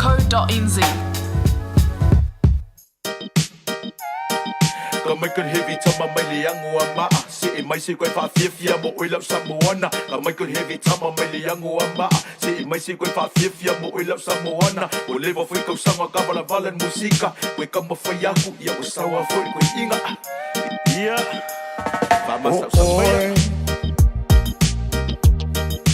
Te moa Vaingata ai se manatu awe tamusu te ane ualiu niupulu farfale vale me ane e taunu Mitanga o ele tau sa hala lo mata la fi le la le I avea idea hala olo fa te ane ua fai mapolonga Lau file filinga Fa mua ita Omonga Bea umile ona A bea ioe Ma zautsonga Lau filinga Fa mua ita So alofa Ni fai mapolonga Peko valu yau paanga o ki ngau ngu vela kasi o ke manga o ngā oa Wa ma oe kala lulangi Auange ko ia siki a polo e whane vela me Peko kumai le pongi sae kongkongi maamlang karikale Ko kele lau fi ngau e kau singi o mai umele pale Ai a whaifa mua au ia se lau pasinge lau make Ke kai kai alo li mai si o langa file mu Le whai ang sao ngā kupi ang sao whai magi maliu ngau loka whao Mai kau sami mai sao i ke whamalu Ai pe peste le vita mariki kala leo malu E ke malu ko oro ku moe so se mea Ke re o se mukuka e ke re whai ka ngā mea Ngā rofa mai pepa mpa wasenga sini mama pepa A waku mo yo lima lo upei mai la maruenga O oe le stepi general manager o oe le owner Paa ware mea ia sa o wha Omonga Bea umile ona A bea ioe Ma zautsonga Lau filinga Fa mua ita So alofa Ni fai mapolonga Ya, si fa wawa kupea Momo o ngangale ngangai feku wakul malama O kele alo siaka ko se lau fai pusa papaka A fai kele kalio le ako e fo i mai lo vaa Ni malaenga lufi e kumolo mikanga Au maka ua kia o e mea ngā e fai mafa mangaku Ke kausi e ia o e mafa e engi o mamalu Pa ai a o e sunga nge i e misia mai au Ke fiu e koe faa kur ka ko pasi le Omonga Bea umile ona A bea ioe Ma zautsonga Lau filinga Fa mua ita So alofa Ni fai mapolonga E le fia polonga ri fia le aso tasi so foi ya ma le whantunga mo o le rivaingo le awoli o oe o la o tautonga la tau masori camp ma le tumita ia langi ma tau tia pe o na langi na tolu tanto pesena vau taili pau le tup mo le wha manatu whamai o aso la sa lima se lauta la le dividend sa maua Ia peitaila. Ia le na toi pa umai ila lona tau sia lau lima sefulu le wei tātou. I le temine mai le lo sefulu tau sanga talua. Wa le vanga umale recession nga kupu mai le lua fe marvat lua fe male iwa ka recover lua fe sefulu. Ia lua fe sefulu kasi fo le vang koe se ki kako. Ia le na futan tu po le recession. Ile tau sanga le lua fe lus fulu fa. E pe na tau amata mal tau sanga na sei ma vai atu ne. Le wala ngona tātou makua ka ngaka o so ifuanga le wei. Lona wi. Ya, wa le finga filinga o to finga nei tonu o le ya foi. O le foto fa tonu o le vector. E tau sanga ma fai. Ale ai la so ka ko sui kongi. O lona wi. Ia koe fa ka rifu ka ko ri skor kausa. Ai kere ya ku perva ngara i. La kere la ko kupi. Ya ngara pa war me ka ko fai. Ia na le pusi no form whakatkari, ko mumu pe ale whaia lau pāloto. Pa malo tia Dr. Mangi le mala a inga o lo mafuta mai nai au kilani sifu.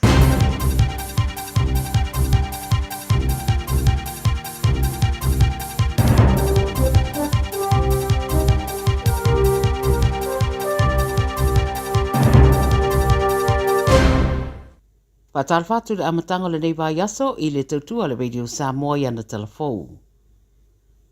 Wa sauno se tase tangata yele to mai mata upu taurusi o manga wa tumotu blai te Pasifika ma le whaaporokiki e la ngona ele o amana ia lātou I taranoanga whaamamalo atunu te tele e le tau mate se tasi leo mata upo le alanga matala noina le whonutanga ua amata I le so I Samoa. Whonutanga whaanurunga o malo le tau pulenga po le chagam wa whaapupu ai le ngana Pertania. Lorua I taimi lewa tani mano I se tumoto le Pasifika le nei whonutanga tele, ma lorua I taimi o le awhawhonga ai le tupo sa lesa le saunuanga au tu o sea whonutanga o le whaarurunga o le Commonwealth. E manatu Dr. Robert Patman o le polofesa o mata ukwa porokiki mapso tainga, whaawau malo le University of Otago, na ia ta ua le whaatanuanga ma le Radio New Zealand, o fesuia inga I le tau o se tasi leo mata upu ta ua le whonutanga, ma se tasi tu ta ua au na mata I tuina o le whina ua tumoto le Pasifika e whaasanga I le manatu o le vao saina ma Amerika o le a whaamautu waise rumana I mo le lalangi. O le autua le whonutanga le tausanga nei, One Resilient Common Future. O le manuia le whina o le tamaita I o Colris Caraman le whaamasinonga to e pidi ai le whaamauninga o na morianga o le ngoi. O le whaamsinonga mawarunga au kirani na whongai na mata upulea, ma wale tari aina le whaamsinonga le apili. O iuni na whaamauni ai o na morianga e whao le ngoi I whale uloa, ma whaasalai e tutongi le awhi o nusarau, ma le tutongi le whaamsinonga. Tāro sanga ai ia lea tamaita I le teimi lea solo ia le whaamauninga o na morianga, peita ina te ena le whaamasino June Jealous, peita ila ana toi apidi ai le whaaiunga, ma ua toi te ena foi. Hoi mai le whaamasino Justice Venning, ele aini whaamauninga o iai o na morianga ia, o whaamaunia a awhia I fuala na tāro sanga mōsa ngā ruenga, I le whaamasinonga whaamamaro sori ngā tūra whono, le International Criminal Court. O le tangata sa moria le fasio tangata paivalea ia Luke Smith, na tūra I le whaamasinonga whaitu malo I Wellingtone le tāwana leila, ma ua mawhaineo na whailua le ngoa. O riputia le One News o siale luas riva tausanga, o tala I tua maa ia inga I whaatapula aia na whai ngā malanga, a November leo le ato tūra ia I le whaamsinonga mawarunga I Wellingtone, a o lena mariwa pe o na riputia atfoi mua I tala fau, luas futasi tausanga o Luke Smith, na malangane malona ainga mai Afrika I sautele a matanga le tausanga nei, mauma wai I Upper Hutt. Ai whetau wa ina na wha au lima I esi tangata le asono o ke topa, ma mariwa I murimuriane. Ta wale ripoti o mai le vasta ruai wo o atu le ruas fururua awhere vai ngā tupe, wa mawhai na maua I sairi ngā tupe sa whai e fesoson iai, I le toe awe nātu o le tino Mariwa Smith I lo nā tunu mō o na toe sauninga. E siria mare whasa lau tāru sanga mai lau whainga ruenga le Health New Zealand ina ia vāia I la tau mai ngā ruenga, wa taria ina nei le mtanga ruenga. Po o le ofisa, o au kusa na amata whaasara la wai le matanga ruenga mo le au whai ngā ruenga e fia vāia mai ngā ruenga I lo lātou lava loto madie, ona o le tau mwhainga ni ia whai titia le tupe whaalu le matanga ruenga.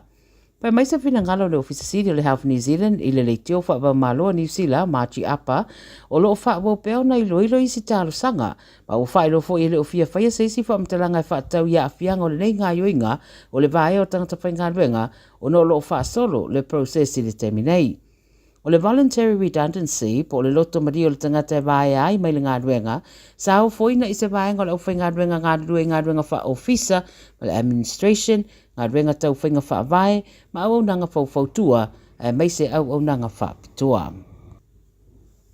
Ma le taraman muli, wa manu malo le awata mai ta New Zealand le White Ferns le ta sanga le 2020 le ta alonga le kirikiti le ipo le lalangi ta alonga wha malo.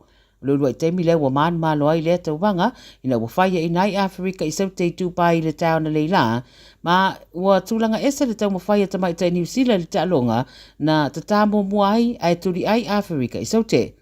Mori mausu le au ele i whaingo fiera la tauanga i atu le ta mirsanga o na sa tele ina whaia ina le au iana ta alonga amata pei ta ina toe wha malosi lava le vaenga whaai o le tau sinionga mai ina wha muni inai. Pai mai o le manu malo muli muli a New Zealand le ta alonga le ai le World Cup o le tau sanga luafe iau lea la whato ato e pale mai ai manu malo ai i le 2020 World Cup ta alonga o le kirikiti. Tala ia le Radio Samoa mo le amatanga fo i le nei vai.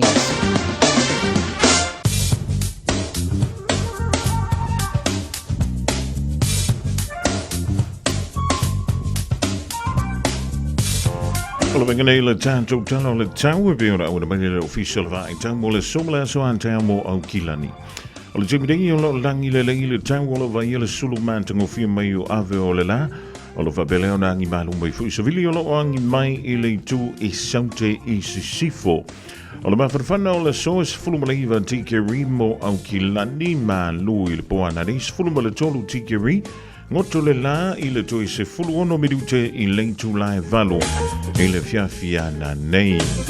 Ola so antai hau so ane le la i le lus fulu ono midute te ai i le ono i le tai au.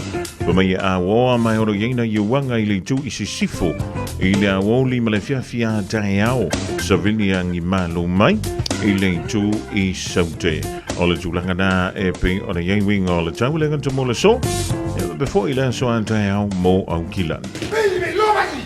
Hey, hey! Oh!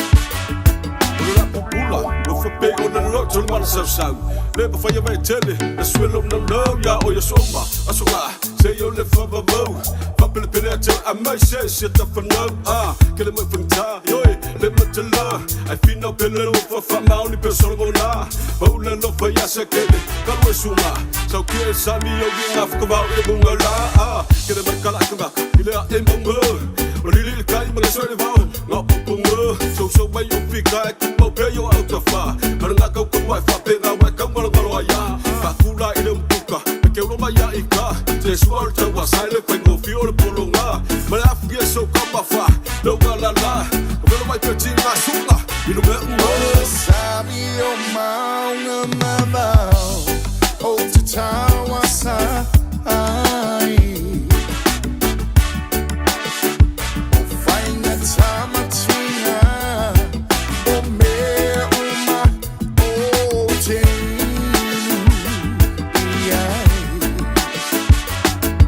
sabio mauna mabao o te tawa sa ai o faina tamatina o me uma o te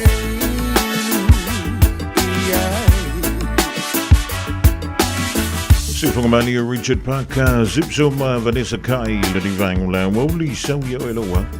Lo piki melifana wa ongo sfulta sibiru to te ele tolu talo to waiti mo spa ta vale to no la inga suila lava onga o so me ai sound by mo ta to polkala me official tali ile afo le tolu o e ma fau po le ale isi la sanga fo e tau na e anga i ai ma fau e to e fo i le onga pe su e sa nga luenga ai le i lava lo ta pena e mawhai le OCA ona fesoa soani ia te oe e a matalau la asanga fo ma le mautinoa. O le matou polokalame fo e au fia i le wha vaiaso suenga ma e o atu i le sefulu lua vaiaso o fesoa soani wha au popo. Mo nisi wha mtalanga le sitale le go.oca.nz/ignition Oceania Career Academy o Lolu Manai e a mata i nei. Whaongare tutua le Pacific Easy mo tupe whamamoni sa mo le masino ke topa mapawa ilo vanoa te oro marumano ai whailonga tupe whase furu tai lua se lau tā lau sau nia mo ana paanga. Lua se furu whailonga mo sa moa, an lua se furu whailonga mo tātou New Zealand nei. Se ina whailonga se furu aso tō na iwa yaso te tasi. Manatua, o lo whawau pēr lana whamitoa lima tāla pēr ai whaonga ina Pacific Easy app. E whasau ina whailo te mi mau se leni pēr whaonga le tātou direct transfer. Tiposi mai o tupe le tātou account ma whamalia ina fasili lunga o telefoni o na whaatino leo le aunanga ai ngā whamitoa. O lo avano pēr o tātou ofisa i o Tara o tāhu huma le taulanga whaatau i mangele. Pa pēr le siria le fitu se furu o tātou la lau whaasopo ni ai New Zealand. Mo nisi o whaptalanga wala au le o vara se lau o tasi ono po telefoni masani au kilani lua fitu ono fitu iwa fitu wha ma le lua fitu ono fitu iwa vara wha Pacific Easy o lau pa anga mo tupe wha momoli i Samoa. Talofa Samoa, o Atishna Ryan, o le Licensed Immigration Advisor mo le Auckland South Immigration Consultants. E visosoani mo so se tu ai ngā visa e malanga mai New Zealand po Australia. Telefoni mai nei loa i le o valu o tasi ono valu wha fitulua. Po le olua tasi ono valu fitulua tolu o. O le Parkinson and Bowel Skill wasilia mal se lautau sanga lana tautua i le ngau sio maafa manatu anangata. O tau sa ili se maafa manatu mo se pele ia oe. Le Parkinson and Bowel Skill na amatanga o sia na maafa manatu. Mai le afe valu se lau valu ono. Pala au lole o valu se lau, fitu tolu tolu, fa tolu tolu. Pe emaili le info@parkinsonbowelskill.co.nz mo nisi fa amtalanga. Malo soy fua, ol si fufonga Samoa, Radio Samoa, tasilima iwa tolu amo. Se kia Radio Samoa. Lewa se antias fuluma le tolu mala famiru tu te nei le tu lai tolu le tu ayo a onga o le ria woli o le sunga fo le ria so lus fantasio le masino topa lua fe lua fava tasi mele sunga ya Victor o le tu tumala unanga le Tire World and Auto Limited e yona la lua indai o Tara dalova Victor ma no nga lui ya pe po mula la ni maro sinte ma sa e maro sa kita so de maro sa mo so me to mo ko mara sa e maro sa ma ko se to Ja, maar lo foi le faiva ma lo foi lo sai man tango fiele sulu mio ave le la le ding fo ya sunga fuali Victor o ani fa pitoa ya o foi de vainga te tawona fa ma tu pel ja to le ding ves fo. Ya, saya mau no fa au ke mahu ya maka te maka pe sini ma tua o pe sino riba kasi lo wata la fa skulu o ka po tisoro tala ku viva ya maka po lea ka po ke se LPG peso vi o tu tu tala tu to io ya skelo e por ka 6 por 5 por ponti mo pro fiscal te no ta to pro no se ne mo ne ko ia ya so ta te o tu sa in ta to pe sino ta 6 ya suatu manmalo sabia mete poni o matasi o ono barlua tulua barlua matasi o ono barlua mete poni ya satu perisilia satu pasiti pasti sematong sama ki volo mete satu si ete suanga yai di fina matuta vale dua inisi morunga turi inisi yang asa ple pamilip loiles no ko papi itato apresilia Mata dia satu pas, ya mana wins pas. Leas ya kenopi bufet feos pai itu presidia potato yuk. Ya pada formato tenumpa perusahaan. Tapi ini pada tonu ro tak balik ya mai ia mate kai nombor telefon nombor oi nasi lang aku service, service ya peno frau kurang apa na pasti ini lo dikti.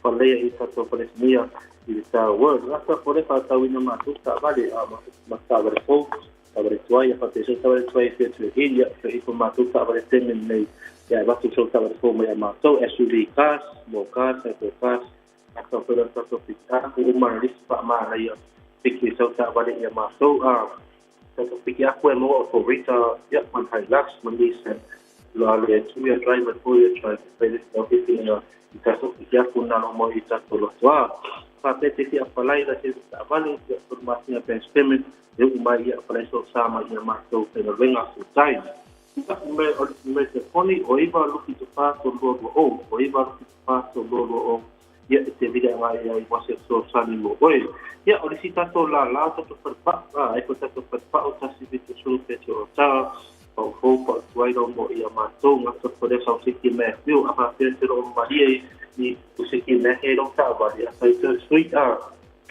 Porque me hadi sai kiti pe no sui no sai sui to ka pena ia e me fai una e no te ante te su mai ni la mo su mai ta pa ia ta nga i ko isi ko te ka ko si ke me yo lo fa lo yo ko i ta to a pa ana ta ma se su dema yo li was su lo ai do ma ni was su lo e ta to si ke me yo lo mo i te me ta to pa lo sai ko te i a te no le anga se ke me te kasi ya e pega saua tu i con e va ku so si ke me ko me ta to pa ana lo was su ta la ta to te me ya mata va ya so e mo ta to si ke me ko no mo ta to pa ko kasi ko lo le to todo ma to di ma na ta to se pe la va e le pe la va ya ni ta to le pe to le Nexus dan na le no ba taxi na ta to ta pa no mau ta to taxi to wa to ma to dimba ile ta to fa do ta vale ne be aso to da pies a hyper a lo so to sanga le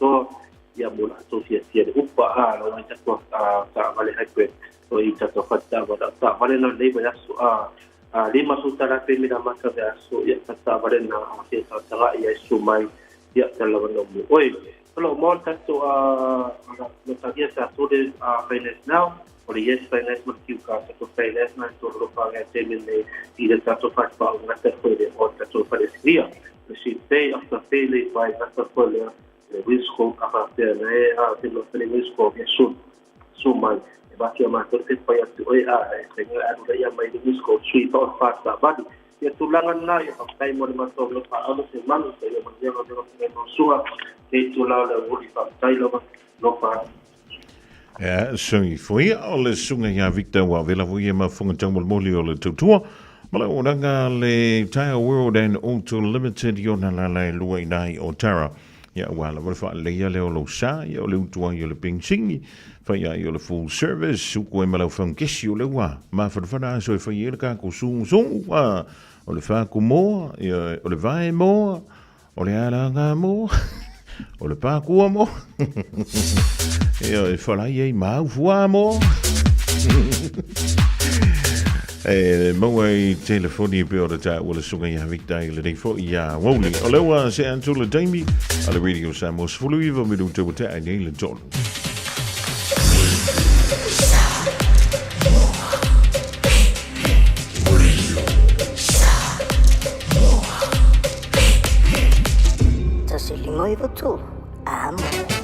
Okay, you see right about now, we're finna take it way back. We got light reds in the building. 6, 5, 1. Wait now, bada boom, bada bing, that stories of tone, commentator. Too good, no control, I'm a simulator. 651 lion, this collaborator. Someone left hook, coming to my data. Eastside, P-Town, 5024, click, Creekside, shout out to my brotherhood, I'm homesick. But you know this, you got me singing la la la, ta ta la la la.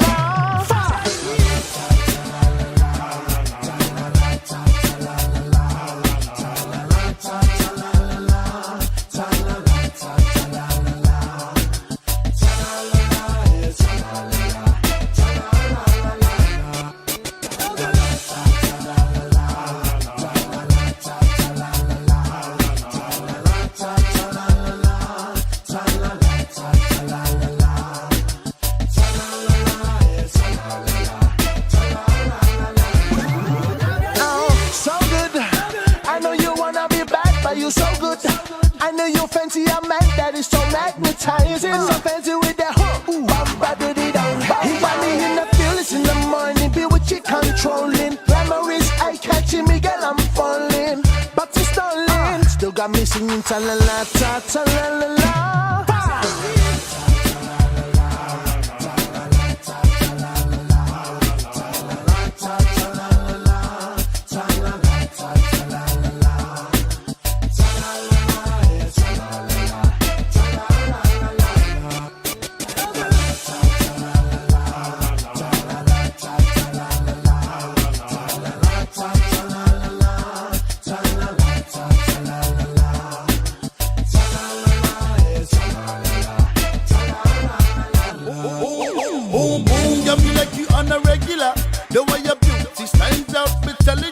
Woman, those eyes got the fuse all over your face, speaking your body language, cause they feeling the same.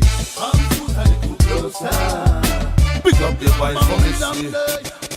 Put out the fires, getting hotter up in here. We can't cooperate, come on, you can't disappear. Oh, no, nobody's in the chance, get a right, cause you are mine. One and only one in the area. Where no lion, watch it.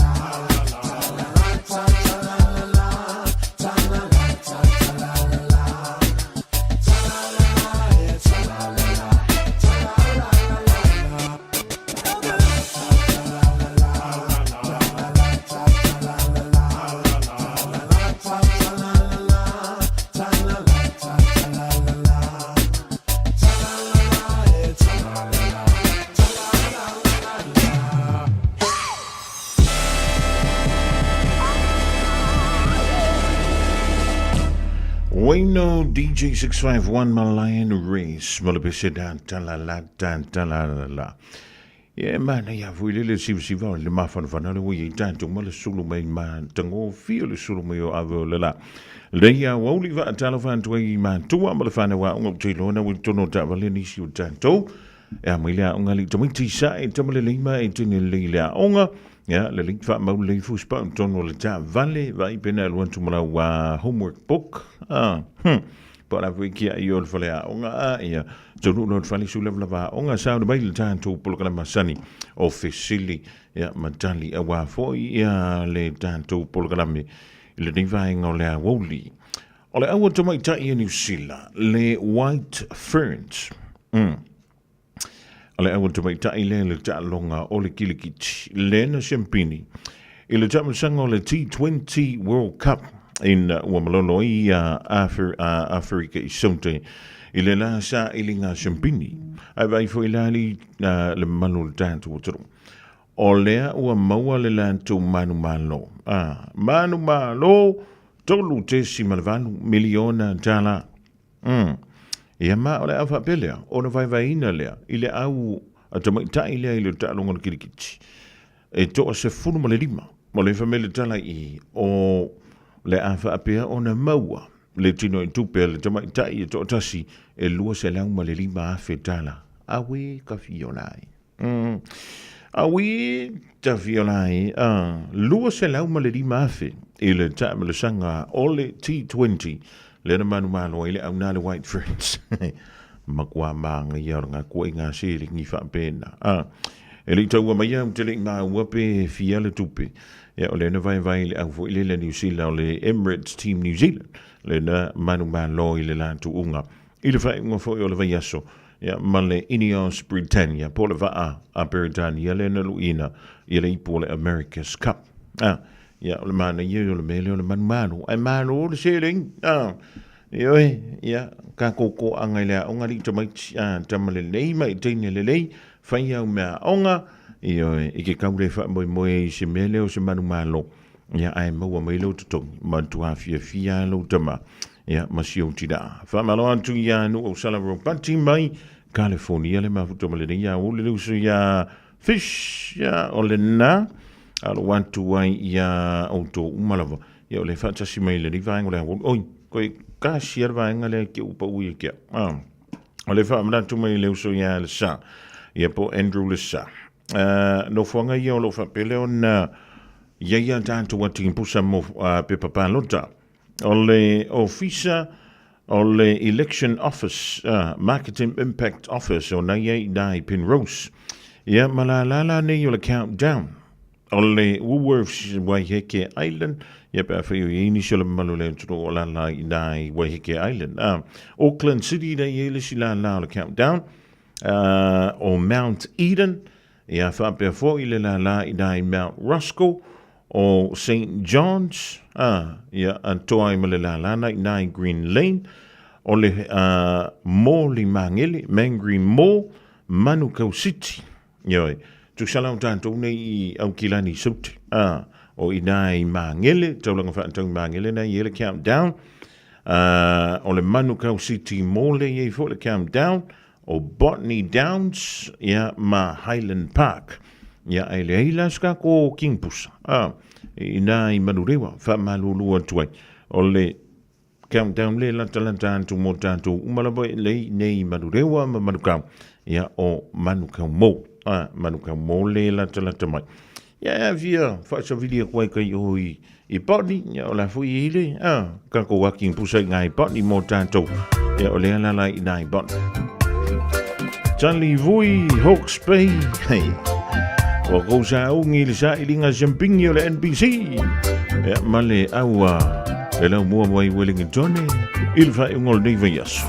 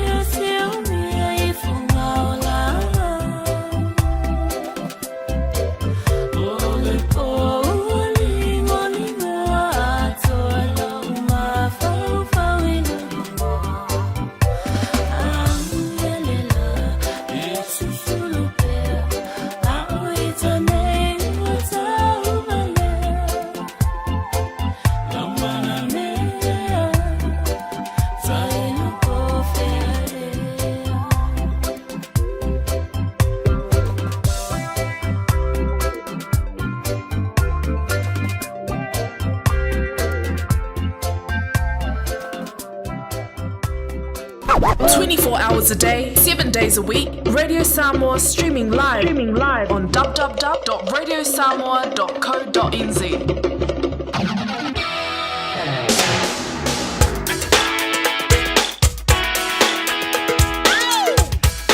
Ole walu miru tu tene le afo le tolu le divanga le so ye fi filanga ngai toi fa talo fan tuai.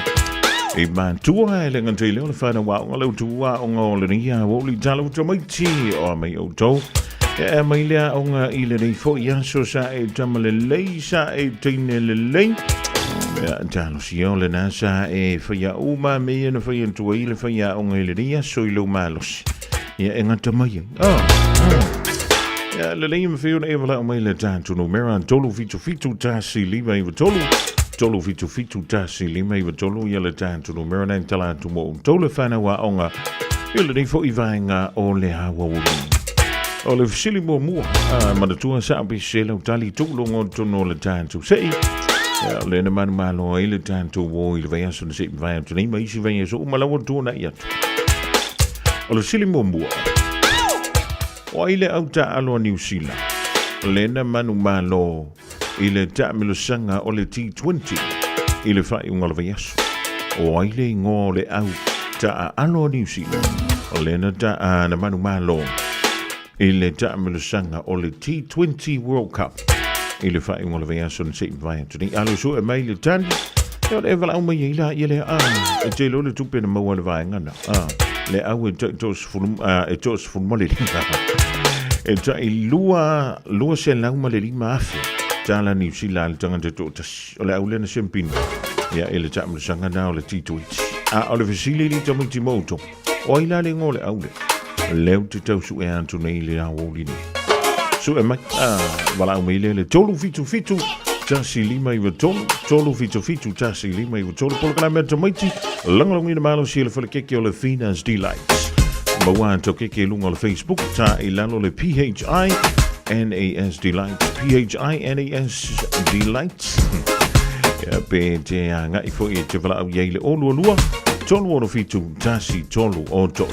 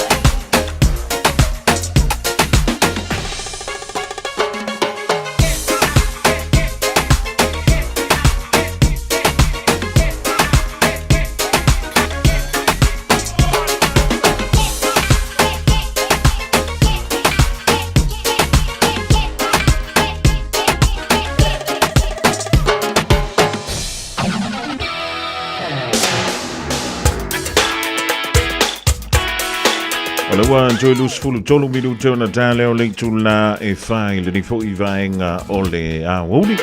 E finga yele fana wa onga e mala tu gori fo yo a onga. Na untala antu leina mole tanto polo kalambe antu mo tolu fitu tasi lima I tolu fitu tasi lima I tolu. O ile ngole auta alo New Zealand. Blenda champini ile ipu ole World Cup o le T20. Talofa. Ole awa kenge le Ferns. Oi do wingo. Ferns. Oi do wingo. O Pelesa. Oi, Pelesa. Pelesa, ja. Pelesa, sole. Ngai la nga ni Pelesa. Ia. Wala ko mi sabi daw. Nga, fa mako drawing male painting le art. Ole ata. Wa nga kasa ko kusiari. Ole aka o mango de sami. Mango de sami. Wala ngi mango de sami ngai kusiar ngi so Pelesa. Mango Samoa. Ia, o mango e mo de sami. Ole shark, ole fish, male wayo. Ole wayo, ole shark, male fish. Male fish, ole an koi ngā fish. Mau ai se malauli o se aku, o se angai, o se... Pen? Ola? E po ia le mau ai... Ole snapper. Manga ia ni lau wali ngā kari la o ngari ia Pelesa, le leng. Ia, o le afu rengo le awangi usile renga malo. The Ferns. Le ale lang ole fern. Black. Actually, e mo ila kwalo. Lo kikiro kurungo yele ole black. Ola fo ili silang ngai fia yengi usila pe ale black. Ole. E lua lang wo fia yengi usila. Black and white. Black and white. E malo pele sa. Ole white ferns. Ole white ferns le man malo la automata. Ele tamul sanga now the T20 World Cup. Le na oinga sa song ya ele pele. Olo tama polo tina. Olo tama. Iya le. Umaran ka karango wa umenga la enu. Lakapi. Lakapi cho. Kokorengi ngai foi. Ole al kula ngare ka alo lakapi di peles. Ole winga. Winga, sfurka sipes furva. Sukas. Pulu markas. Kusana ulum na kama hoile le okele klak ole ol perekia. Iya lele. Manuia kolengi ngari pelesa. Ia alofa tele antu mo efa taimo I siuta mo le sosonia tuilo. Ia manuia le nei fe sole ba ya. Na como pelesa na la lu kolengi ngol la kapi. Talofa.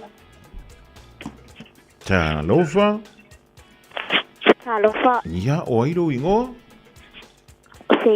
Senia sole. O ama yo senia. Cha ya luang ngilia onga senia. Ja. Wala to mi sa filia. Wala to mi sa filia. Rafael Marco reading my writing the math. Reading, writing male maps sole tai man. O e mana tua lento reading le seven. Ja. Ia, ole ale ngorkus. Ole faster. Ole avo? Ole legend. Ole avo? Ole kusi which goes faster. Which? Goes faster. Which boat is faster? Which falls faster. Which foi? Falls faster. Koi ki a ularo ngā ku. Ole? Nepa mua. Ole ale me pa mua. Oh, what falls faster? So what was used? Ole ale me sa fa ngai fa pa upe pe o fa mel. Ole maala po ole maa. Male maala chichi. Ja. Ia. Ole fiala o ma anana vavela na pau. Ole net tufa. E kukusa? Ja. E moi. Ja. Ia. Ai re mo na maala po. Ia. Ja. Ja. Ai. O e nga fai ka ora kusieri my friend. Ole fiala o ma anana mo pau.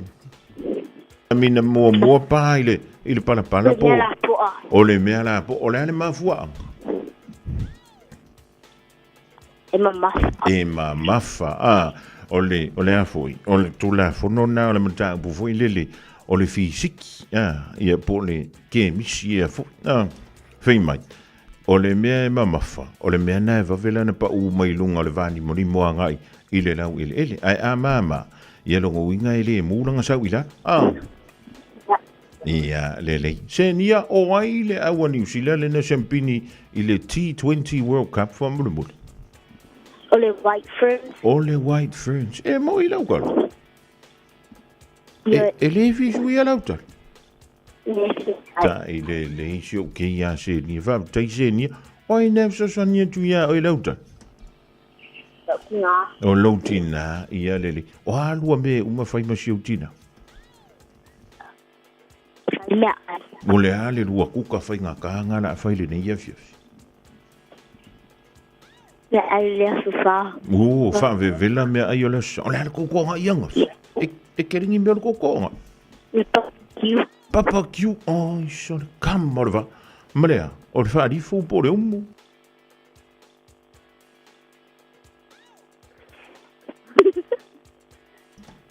Ali senia. O le umu po le... O ia e le whala. se no. Ele ia mas se karanga me ora papa kiwa e falau. Oh. Maua masinga fasisa laki voi lili. Ko on falau. Oh. Qua se laupa se neli se ni. E iska homework e fangele vifi. Dia. Nga alfa vela nga la papa kiu. Ia le pa tele vala au mai se ni fa telo tina mo so sonia tia oi. Alo fa kile aku vai le fale mulu papa kiu. Boilo. Ia to fa se fo vale akarga kare o singa. O le me o ke akan. Ile akarga kare o singa. E muso ka o me ona inga il fanao. Singa. O ke popoli. E o ia o ke fi fanao fo inga il papa kiu si kai. Le o le si tanto vala talova. Talova lua, talova tolu, o ia, Maria Maia. Maria Maia lo fi ngā loi. Ia koe kua ku kasi ala vangole. Masano le isi ska ko wop. Talova? Ia, o a mai oi? Ale mangi fafka. Malo, oi foi lo mo? Tenaro. Senaro? Yes. Tenaro. O yo tenari. Ora ngā tenari. Ia le tenari. Sa e alu leau? O ala to misa fi leau? Whai mea o. Ia, o ako mea o nga sa fi leau? O le maths ma le English. Maths ma le English. O le ane misa fi le English ia ri tena.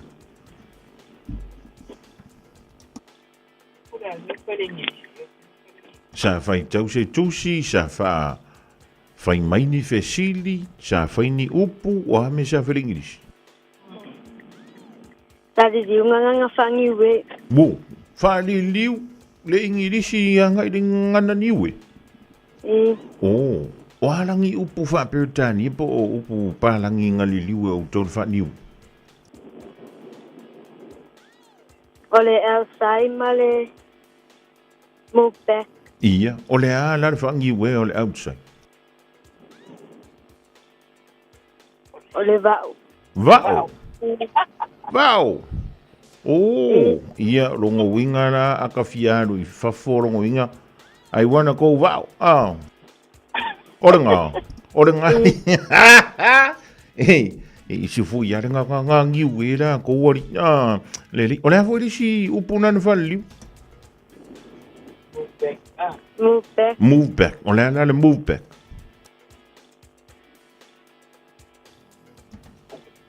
Buangalo. Awe ke popole tena e kupu uma ia ka kuranga me o ngalo. A oli si foi ngalo, o ngalo e mau sami oli lolo yori yanga o ngalo. Lele oile a New Zealand na champini ile T20 World Cup. White fern. Ole white ferns so e te loa lai tai fia tu pe tena le white ferns le la amo. Lua di mas. Okay. E umangi yang o manga va walo su e pe mai se o ke dang ka alo yo se me se o kupi. Lele o inga me nga vengere vief. O me nga ngala fa. Ole English. English ya o ambe o English de la fa ne vief. O nga fangi we. Ole u ko e fa fo di nga fangi we. Oh. O fa fo yo le.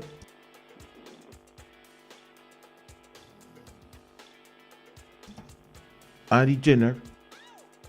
Ole vau. Ia nga oka lili. Fa te le vala uma.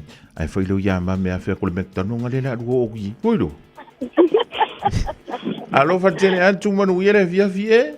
Fa penga so. Ia to fa so ifu. Io. Ia nga muia. Ole ana ko ronga le ia fa fo. Usa Usa ka fialu la ifo. Mi wana ko va. Ia nga ioi vai. Ele o sa ukala. O le fai mai e al kala ka ko. Ko ia te na really ni vai ngole vi fili tomi chile. O le antanto o se ka por kala me o le 5 minutes. Tu tali mai ia ona tu fai le o se sia ka ko ka.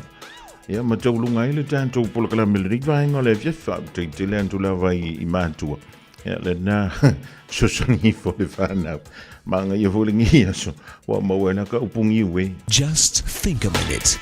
It could change everything.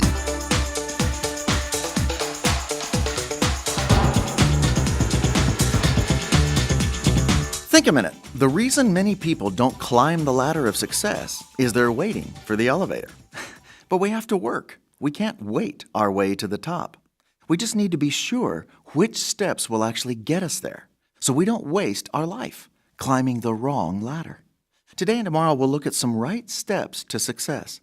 The first step is learning from experience. As one successful person said, "I profit from the mistakes others have already made and paid for."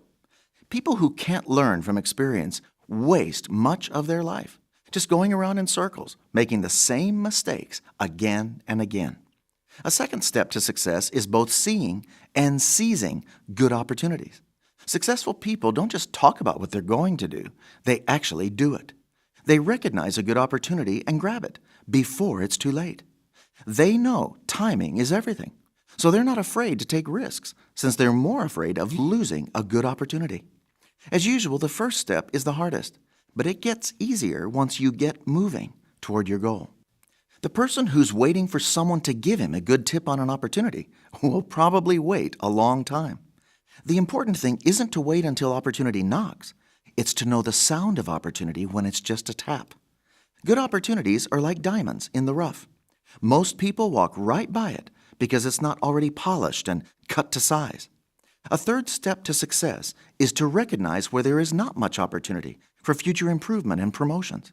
Some people can't read the warning signs telling them they're wasting their time in a dead-end job, where the road to their success is closed. Someone said, "Don't stay where you're tolerated, go where you're celebrated."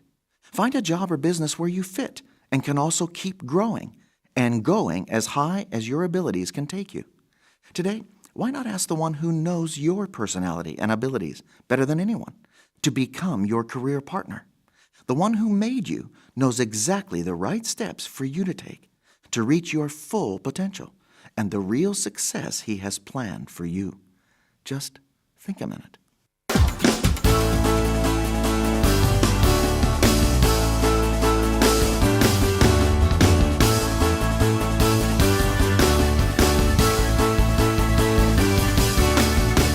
Yeah.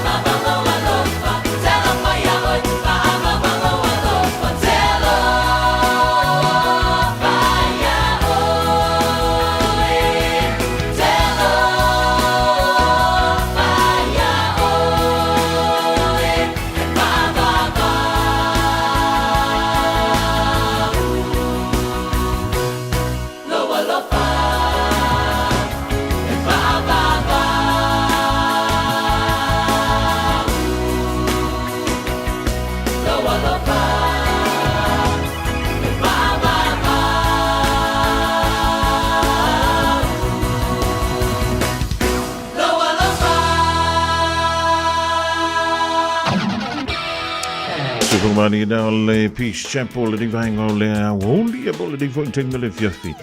Ma le pese fa vaulu lo fa tulu man to le polo la mena le think committed le fan now for le nia sunga fu. Ya jamaiti wo tulu man to na tanto polo lambe ya fa te man to mo le fa ro ino for le timi. Vala o mai jamaiti le man to polo lambe joy for life for le stoffi. O le venha se name fa ele tanto se. Ja, boy, o tu lela manu le tanto fai longa wa sauni ele fale keke o le Finas Delights se maua ye keke o aso fa nau fai piponga ma so se fa moi moi. Pa wala me fai o lo anga isa o lunga o Facebook ta I lalo ia le ingoa PHINAS Delights PHINAS Delights te maua ia le tanto wafo. Ja, le tanto fale keke o le Finas Delights. I feel like the stuff you look to my TV, you met on my fight. But we're letting Vanga Ole Fiafi. Radio Samoa. Taslima Ivatolu. I think to all in the fall, letting Vanga Ole Fiafi, or Yantia, we go in to Yan Manumalo, Tai Lima Selautala. Lima Selautala, New Zealand, Ole Sei. Ale company Ole Pacific Finance Limited. I uma o ke kau masangi si vaenga le malo mai. Oe ua manu malo, e tasi le whailonga mo le lalai mangele, tasi le whailonga mo le lalana inai Avondale. O le lalai mangele ua manu malo ai te pora kelso. Te pora kelso. O ele umanu malo I le whailonga lena se ina mo le la I mangele. O le la I Avondale, o le ua manu malo o le sunga ya Peter Uli. Peter Uli. Ya, o ena umanu malo I le whailonga ale Pacific Finance Limited. Lena whapea o na se ina mo le la ina I whea Avondale. Ja, ua taulunga atu nasa tautua mo oisa mo le rivaenga o lea so lea sa ngana wale tauta mali I matua atu atu umalo titi whaitama tautai atu le tua lo tau soifua ya malamantu wola tantu tui whilo I lea so atu au le fionga bestali tau savea le usau vai tauta mafuta e isi a inga sa mona mantu whilo I nafi le istasio fole inga ya o le nei ia se anto nangalo ina le nfamili fole inga ya onana towa wantuma vantu family mo bem fayona so ta imia ta le official radio sam mo family mo ole anto ngalo ina le fole ing ya le na family fole ing ole no antu musi ing sam mo le mai mangile le na mantu to yen so ta imel tanto official family mo luo no luo ta sili mai vato ai maruia viafi alo fantu soifu si o utaula manaya e fe pula mai le sau o ata uma o fetu o le lani e sulungi ya umasia uhani a o basa bali bali le pasina se yesu solo ya samo no uatulu. Say if I